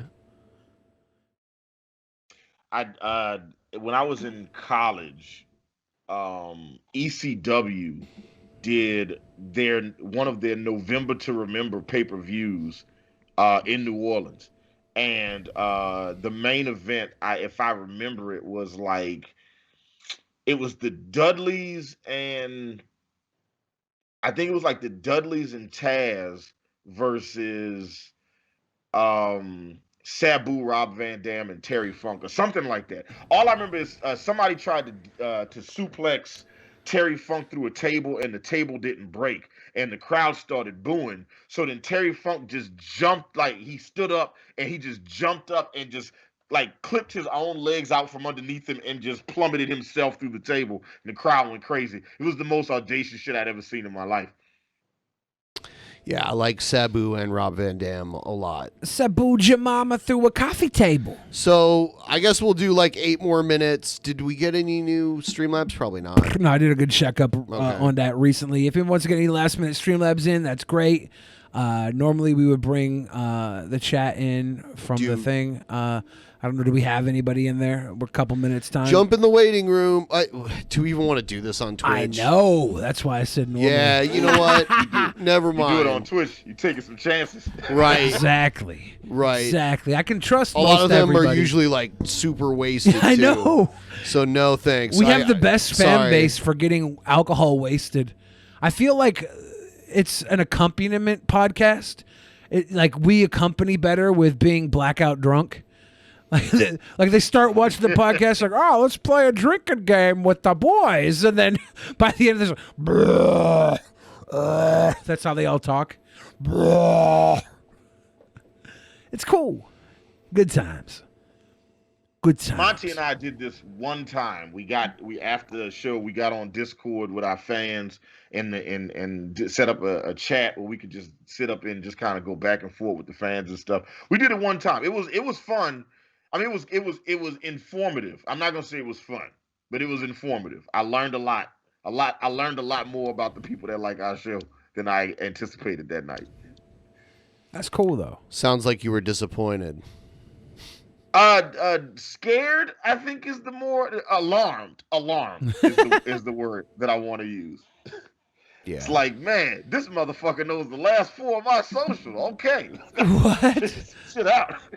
Uh-oh. It's like, oh shit.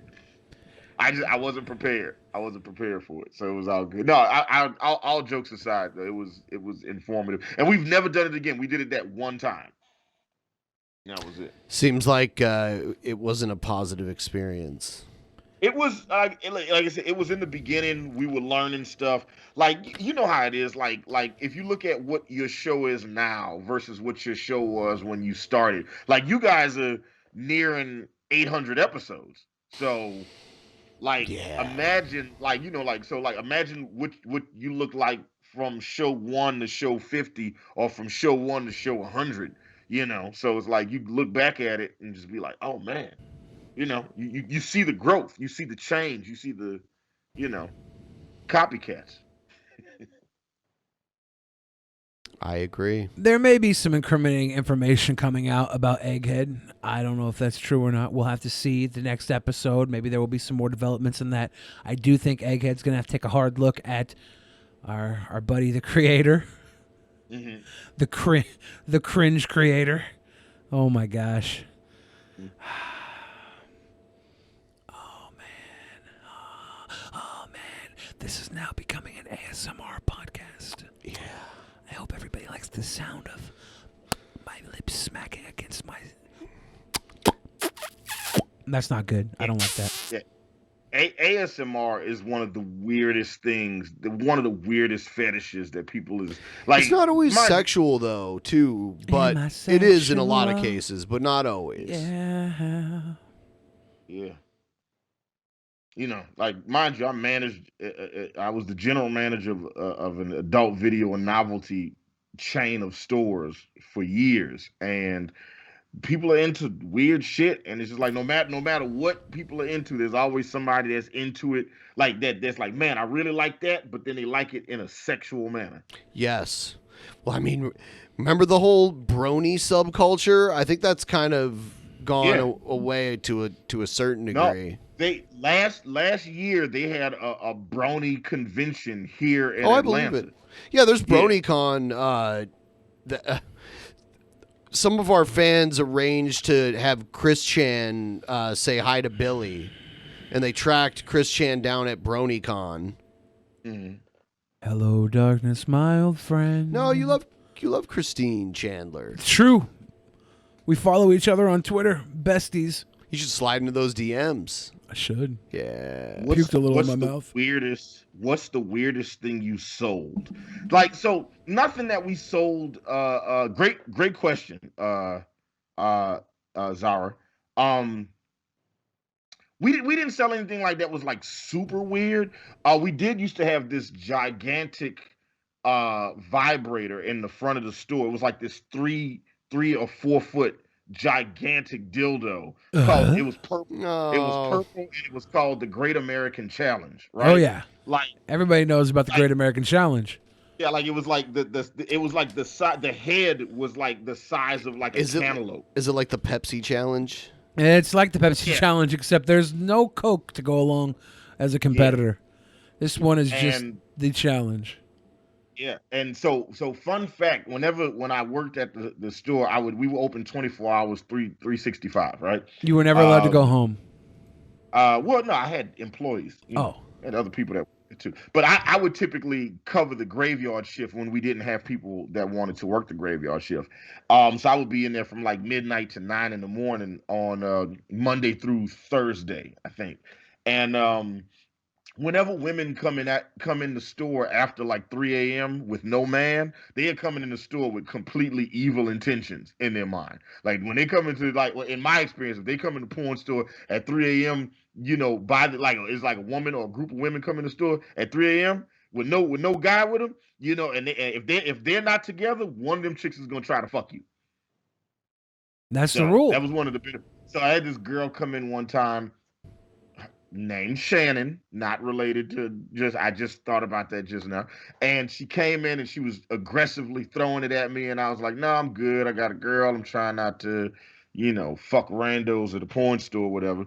So then she bought, so she said she was like, she saw the Great American Challenge and she was like, hey, how would you feel if I bought this and I put this whole thing inside of me? I said, I think you'd be ruined. I think you would be completely ruined. I think you would just tear your womb to shreds. And she's like, I'm going to do it. And then she bought it.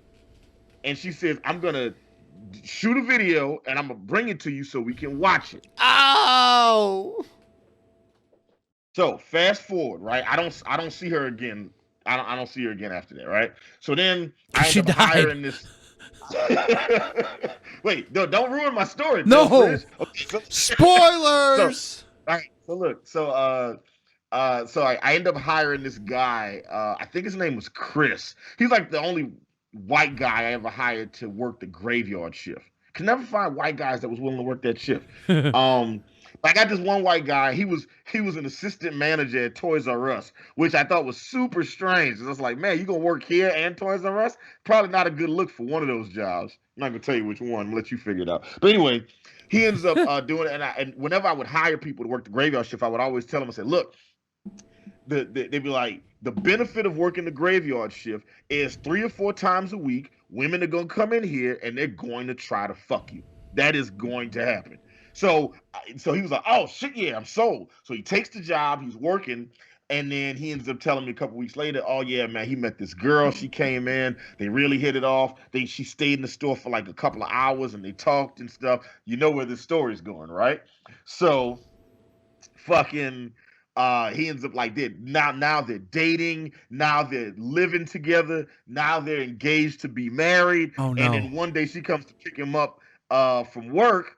And he's like, oh, Will, I want you to meet my fiance. And she comes in the store, and it's the Great American Challenge, bitch. Yeah.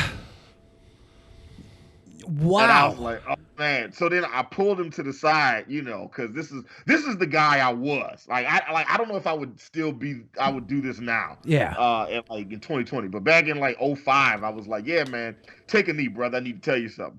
I said, so a couple months ago, your girl came, last year, whenever it was, your girl came in here, tried to fuck me, and then she bought the Great American Challenge and was like, I'm a, fuck myself with it and bring a video and this and that. And he was like, what? Not my Shannon. No, she's not that type of girl. Oh, She's she is. blah, this and that. I was like, nah, man, that bitch is filthy. I'm just Papa, letting you know. it's her. You can still marry her. I just want you to know what you get yourself into. You just want to make Right. sure you're not going to the luggage that comes along with that, the baggage, is that there is a locked cabinet in her house holding a 4-foot dildo away from your view. It's probably on a gun rack. Oh no, it is. She bought a truck just to display their Great American Challenge on the rack in the back window. So I'm telling y'all this story for a reason, because the last day that he worked for me, he came into the store. I came into the store and to relieve him, so he could, like, we work one person per shift. So I get there at like 9, 10 o'clock in the morning so he could go home. And he's just sitting there. He's just dejected. He is sad, like somebody just shot his puppy.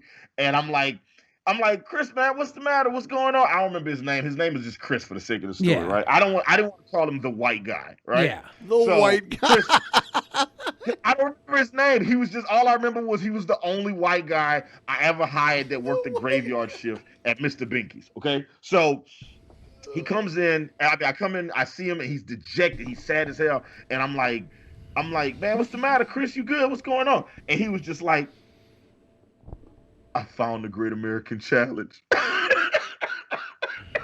He said he found the dildo, and they ended up having a big ass argument about the shit, and then they broke up. Oh. And then he never came back to the job ever again, and he quit working at Toys R Us too. Wow. Yeah. Oh. Because I wanted to know what happened to him. So I went to the Toys R Us, and I was like, hey, I'm looking for White Chris.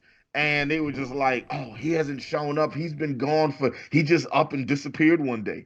And I was like, damn, I really hope that I didn't have nothing to do with that. You know what I'm saying? Oh, you definitely had something to do with that. If he would have just found the Great American Challenge without you putting that story in his head, he wouldn't have known anything about it. Oh, wow, this must have been a gag gift. This is just a silly little gigantic dildo sitting in the cabinet where normal people would hide children. But no. And I do want to point out right now that Lord Magicus is in the chat telling stories. He's telling everybody that he beat me in a debate about whether or not Miracle Whip is a mayonnaise replacement. Are we bringing that back? He's over here bragging about it in chat like he won that argument. Hold on. Should I bring him on? Pull him in. All right. Pull him in. Magicus. Yeah. Come on in, Lord Magicus. Come on. Get into the waiting room. In no world did you beat me in that argument. And beyond that, we know for a fact Miracle Whip exists as a replacement for mayonnaise because they couldn't afford to make mayonnaise on a mass-produced level. Oh, my God. Here we go Due to the war. Wait, is there such thing as replacement mayonnaise? Miracle Whip. Are you familiar with Miracle Whip, Hannibal? I thought Miracle Whip was mayonnaise. No, it's a replacement for mayonnaise. It's technically by branding, it's a salad dressing. Well, yeah, but mayonnaise is a salad dressing as well. It has a different consistency and a totally different taste. Of course, yeah, it's a slightly different consistency. And one has like oil and one has egg in it. Yes, you're announcing how to make mayonnaise, and Miracle Whip was made because they couldn't make mayonnaise, mass-produced mayonnaise for America due to the war. So they had to make Miracle Whip. They couldn't afford to make mayonnaise for everybody. It's a mayonnaise substitute. Here he is. Okay, Lord Magicus, so Lord Jamarcus, what's good, homie? So remember when I was on the shit show and I said that I did a thing that I wasn't really proud of, but that I was going to stick to it? This is what I was talking about. Okay. So you are sticking to it. You are sticking to it out of spite and stubbornness. No, I'm sticking to it because I'm fucking right. That's wrong. That's wrong. We all know you're wrong. We looked up the Wikipedia and everything. Yeah, it only exists because there was a shortage on mayonnaise. You literally read the ingredient list and how it's totally different than the It's totally different ingredients, but it's the exact same idea. Actual mayo mania. I looked up so many recipes that called for mayonnaise. The exact same idea. No. This is more fine-tuned to be a mayonnaise replacement than any. That's not mustard is not the same. These recipes I looked up for Miracle Whip were all recipes that could be made with mayonnaise instead of Miracle Whip. You can't make these recipes with mustard instead of Miracle Whip and have a similar taste. You can make a recipe with anything you want if you don't give a shit about what it tastes like. Yeah. Real quick. Am I the only person that gets a kick out of watching BENPAI walk from his screen and then go through Billy's screen? Is that just me? Or is that like, are y'all so used to it? Everybody loves it. All right, go ahead. It's actually the reason why people watch this show. They just wait for BENPAI to walk behind me. My favorite continue part your is how argument about mayonnaise. Go ahead. I love how Ben purposefully enables this stuff because he finds it hilarious to see someone besides him argue with Billy. Oh, yeah, because when you take yourself out of the arguer's shoes with me, you realize how entertaining it is to watch me argue.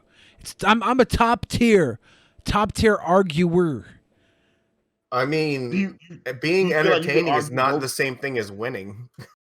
Well, I mean, of course not, because you're claiming to win, and you're definitely not claiming to be entertaining. But you're not either. I don't care so if it's I'm okay. entertaining. I care if I'm right, and I am. You're not right. That's You're what not matters. right. You're so wrong.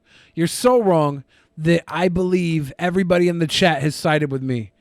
I see not one person saying not true. that Miracle Whip is not a replacement for mayonnaise. Hannibal himself thought Miracle Whip was just mayonnaise. Yeah, They to taste be fair, they taste different.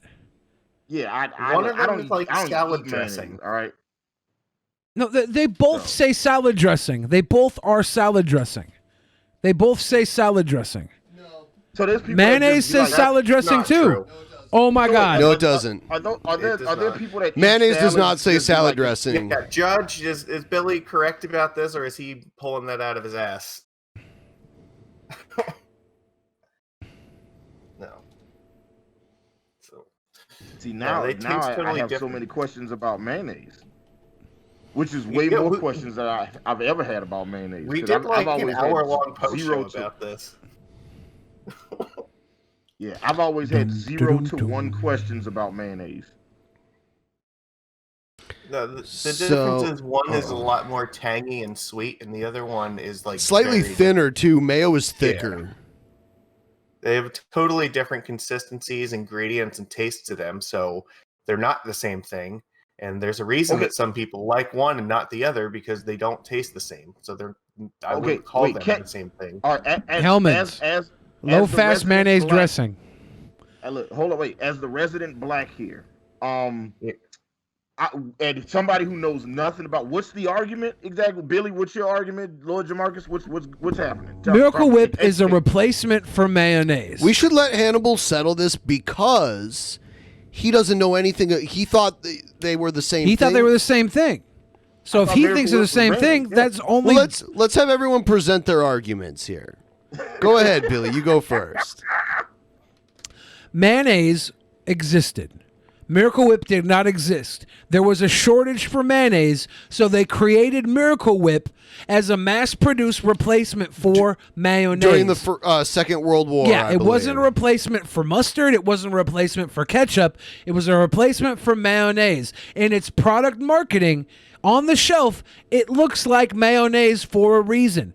It says dressing on the jar itself, but many mayonnaises say dressing on the jar It themselves. says literally salad dressing on Miracle Whip. It says dressing on some of them and salad on others. It changes No, up on over the Miracle years. Whip, it always says It doesn't salad always say dressing. salad dressing because I have a Miracle Whip pulled up that says just dressing.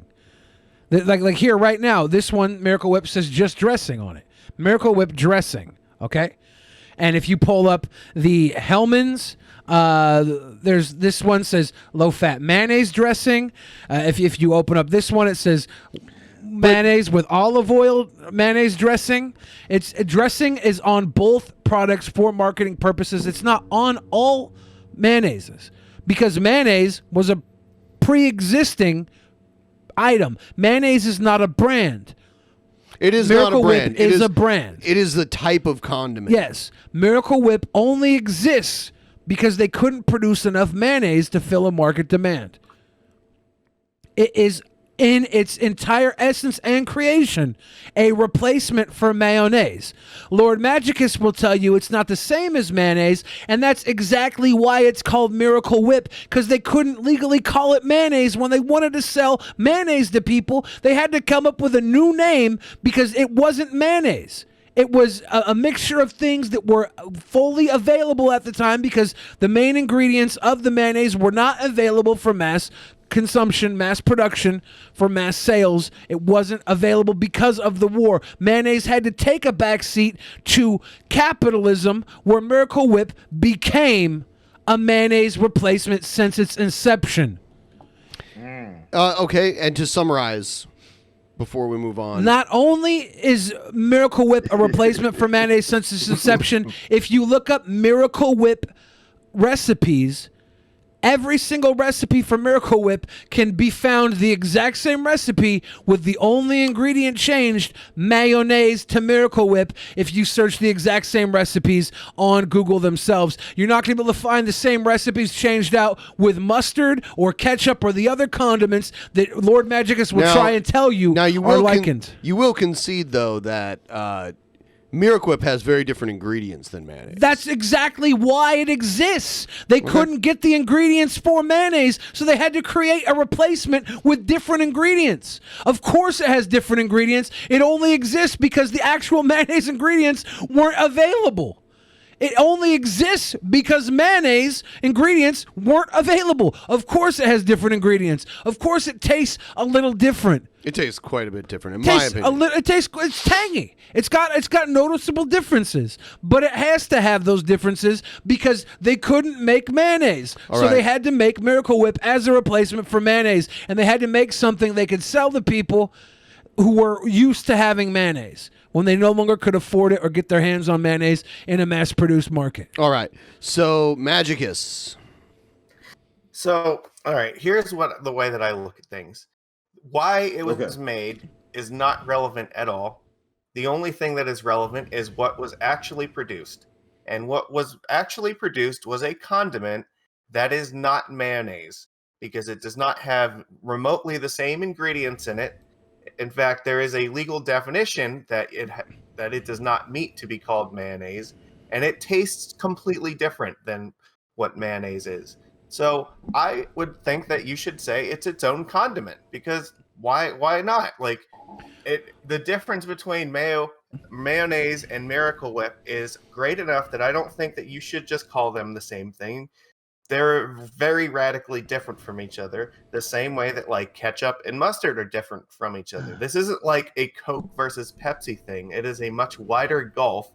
And the most important thing about food, in my opinion, is how does it taste? It wouldn't be Coke versus Pepsi. It would be Dr. Pepper versus Coke. Did I interrupt you while you were giving your You should have. Oh, no. No, it's not going You know how that. to win an argument is to interrupt people and baffle with bullshit. Keep going. No, the most important thing about a condiment is what its effect is going to be on the taste of the food.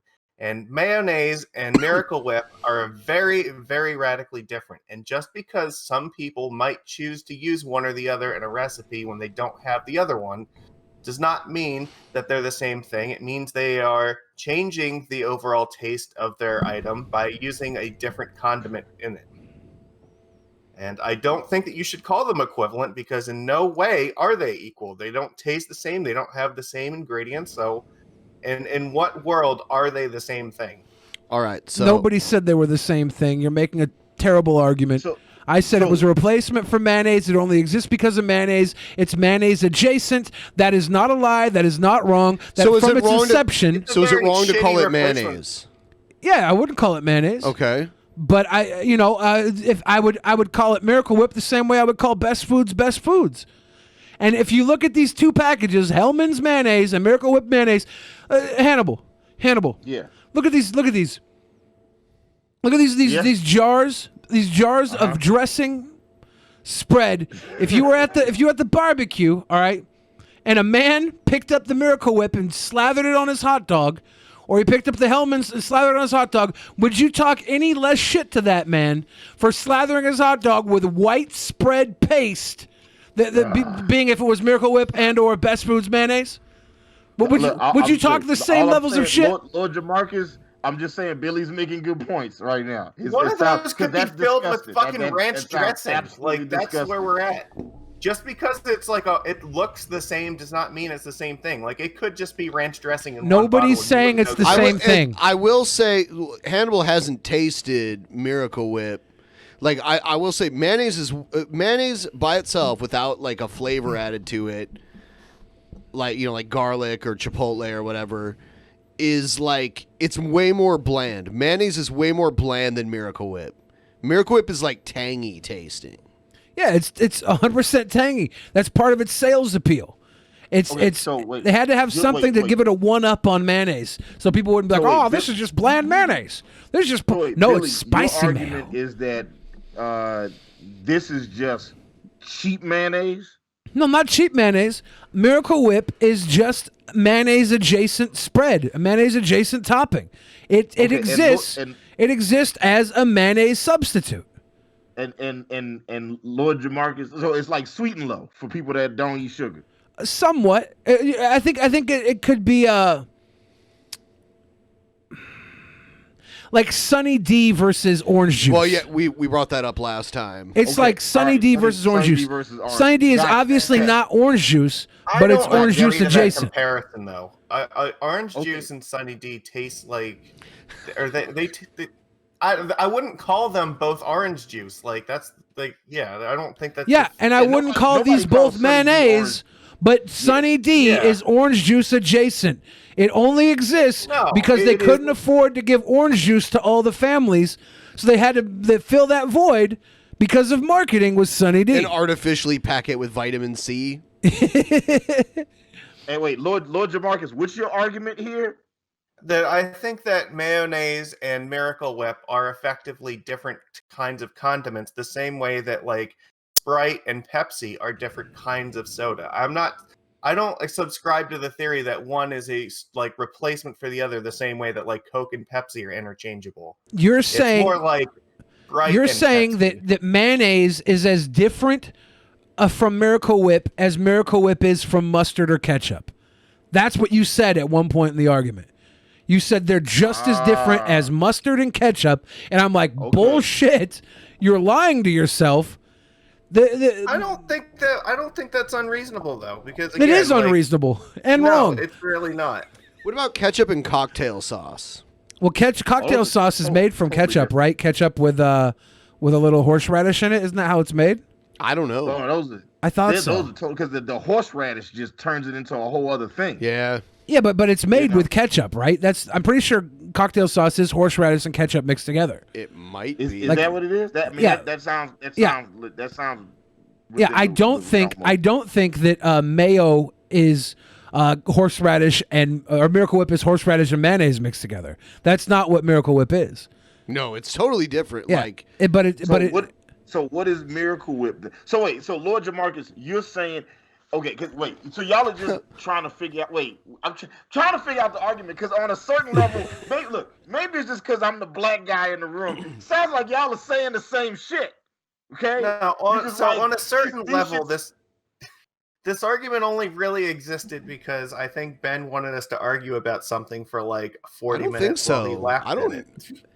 I don't think that's what happened. I think there is a much bigger difference, and I'm acknowledging there's a bigger difference between mayonnaise and Miracle Whip than Billy is. Okay. Is that the case, Billy? Is he acknowledging that there's a bigger difference?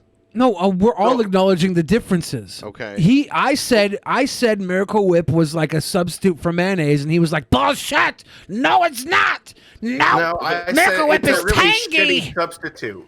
Like, if you're gonna substitute something, you want to use something that tastes the same, so you get the same overall taste in the end. You want to use something. You want to use what you can use, and because of World War II, Americans were only able to get their hands effectively on Miracle Whip. My grandmother had to eat Miracle Whip sandwiches because her family couldn't get her hands on mayonnaise, and she hates Miracle Whip to this day.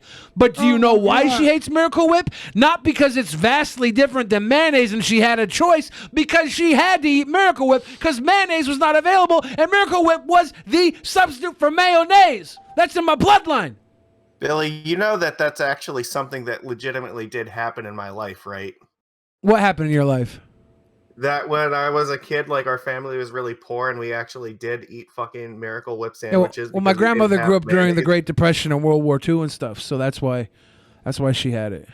But yeah, if you had Miracle Whip sandwiches when you were poor, that's sad because in your lifetime, Sad. I agree. in your lifetime, I think mayonnaise wasn't that much more expensive than Miracle Whip. That was just your family kind of screwing you over for a couple of dimes. You got nickel and dime for your sandwiches. I'm getting it. This is interesting. I'm learning a lot about white people right now. Okay, so Lord Jamarcus. Yeah. All right. All right, so Billy's argument is that it would be the equivalent of orange juice to Sunny D. What are you comparing it to? Like if using sodas, using beverages. I think what's your juxtaposition? I think that it would be like comparing cola to like a lemon lime type soda. Okay, gotcha. So you don't even think that they're in the same. Okay, see, now I understand what's going on. Okay, I got you. And this is something that I cannot judge because I've never had mayonnaise. I've had mayonnaise before, but not really. But like if it's on my sandwich, I throw up a little bit. But like I've never like Miracle Whip. I don't know if I've ever had Miracle Whip, and if I have had Miracle Whip, I'm pretty sure I just thought it was mayonnaise and was just like, I don't like this. This is gross. You would be able to very easily tell the difference between the two of them. Oh man, this would be a torture episode for me. Yeah, to taste mayonnaise and like blue. Wait, what would it be? Blue Plate and Miracle Whip? It would be like Best Kraft Foods? Miracle Whip and like Hellman's mayonnaise. Like, Hellman's or Best Foods are the same company, different brand names like Carl's Jr. Hardee's. Yeah.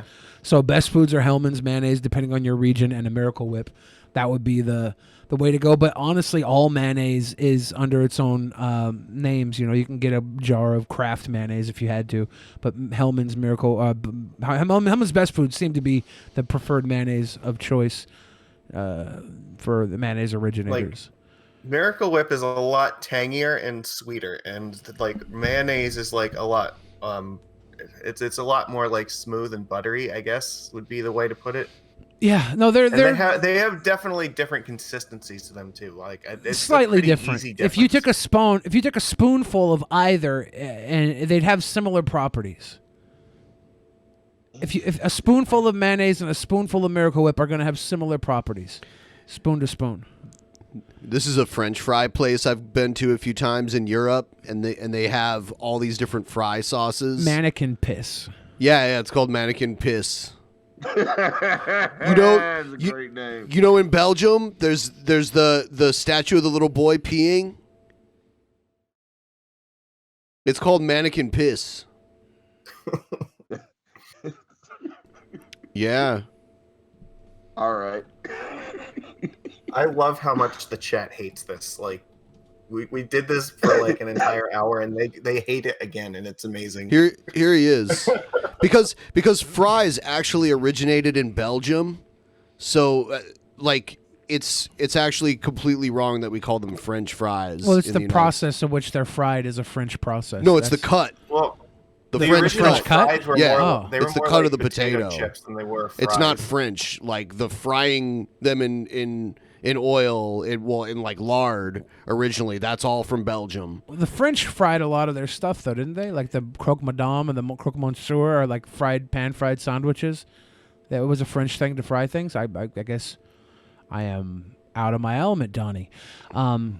We got a Stigmati gave us a link and said, or a message. This is taken from the official Miracle Whip page. The condiment presented as the solution to the mayonnaise shortage was Miracle Whip, which was invented by food scientist Charles Chapman and introduced at the Chicago World's Fair in 1933.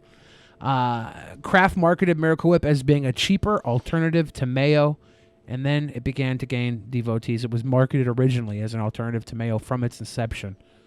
Just, I'm not arguing over what its intention was. I'm arguing over what it actually tastes like. You're arguing a losing battle because I'm telling you, it has different taste than mayonnaise, right? Like I never once told you differently than that. That's and the only thing I care about. The only thing you care about doesn't matter.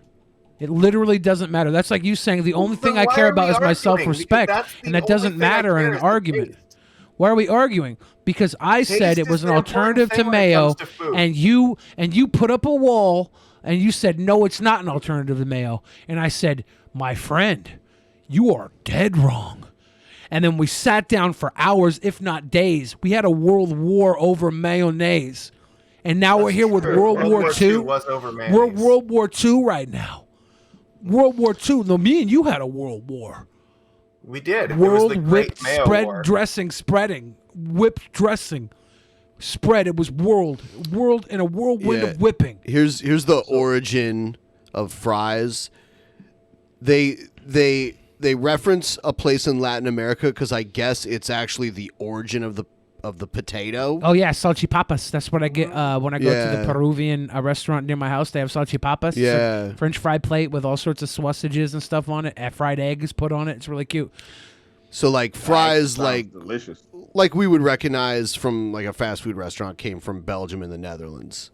So that was something I did when I was in Belgium. Drank Belgian beer, waffles, and fries. Probably gained like 300 pounds. My guy. Yeah, it was delicious. Well, Lord Magicus, I will say this. I don't think we're going to have a World War III mayo battle between us. I do believe you've said your piece and I've said mine. This is tangential, but don't like a lot of people like to eat French fries with mayonnaise? Yeah. Yeah, I've never like done that. I've only ever used like ketchup. You've only used Miracle Whip? Oh. No, I don't use either mayo or like Miracle Whip for that. I only use ketchup for my fries. It's notably a big thing in the Mormon areas. I think they love mayonnaise, and they also love mixing mayonnaise with ketchup in those areas. They call it fry sauce. See, here they have Flemish mayonnaise. Well, that's where they spit in your mayonnaise? Similar for their Baconator sandwich. Oh yeah, Baconator go horde. Baconator go horde. So yeah, they mix like ketchup and mayo. Are all these sauces mayonnaise, like different No. types of mayonnaise? Or No. different. Okay. No, there's ketchup and other stuff. There's all sorts of stuff. Right. But I didn't know if that was ketchup or if that was some type of fancy mayonnaise that I never saw No, before. I didn't. Mayonnaise is probably the most popular thing to dip fries in Europe, though, for sure. But that's why they have all the different. They have all the different kinds, like Chipotle mayo. It's just whipped eggs and oil, right? It's just whipped eggs and oil. Oh, and like spices, like if you put stuff in it. This is a dumb semantics argument. It is. I agree. It's dumb. One of the things that differentiates them, I think, is how much oil goes into it. This looks like Thousand Island or something. I don't even know what that is. Yeah. Oh, it looks disgusting. Hannibal, not a fan. You're so picky. I think it's just that you're picky, Hannibal. I mean, he's got his taste. I don't like. Okay, that looks like mayonnaise, somebody dropped a wet deuce on top of those fries. It's probably like there's like a curry flavor. Yeah. Gosh. I thought it was really good. Yeah, I'm sure it was great. All right, well we've gone a good half an hour over our runtime, arguing over mayonnaise. So we're gonna call this a night. Like, oh, fuck it. We're gonna call this a night, guys. Thank you. You know it's not over. Oh, why is it not over? If it's not over, then you're gonna have to go back in time and come up with a better argument than you just displayed.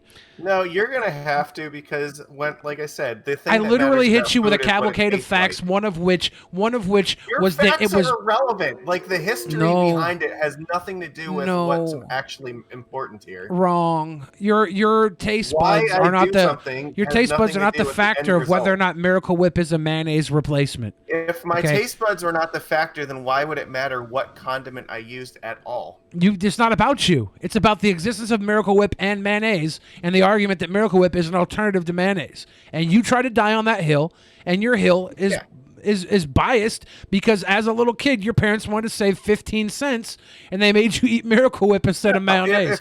You go call your mom, and have this argument with her because we're done here. I've not only produced facts, but I've produced a driven bias from your own childhood that has you in a tangential prejudice state over mayonnaise versus Miracle Whip.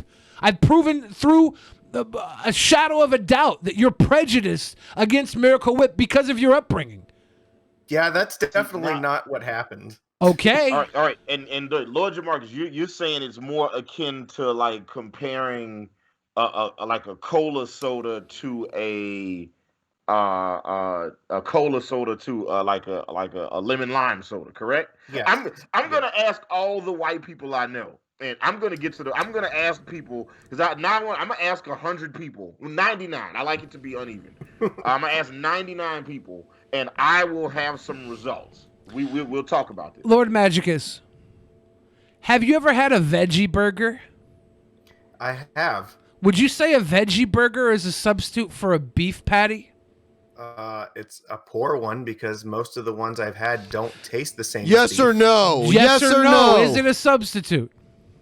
I don't consider poor substitutes to be substitutes. So Your consideration makes you wrong. Everybody have a good night. Thank you for watching Drunken Peasants. Good night, everybody. Follow Hannibal and Monty tomorrow Wednesday. They got a big show. Hannibal, we love you. Thank you again for being here tonight. Lord Magicus, we also love you. Thank you again for giving me the easy victory. Bum, bum, bum, bum.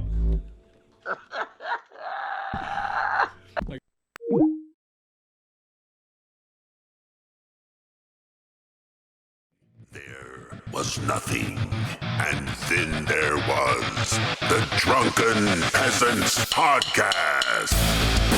Drunken Peasants, Drunken Peasants, Drunken Peasants, Drunken Peasants. From the strangest corners of the internet, gonna get TP'd by Billy and Ben. You know where you can find them at. Get ready, cause they're gonna kick your Drunken Peasants, Drunken Peasants, Drunken Peasants, Drunken Peasants.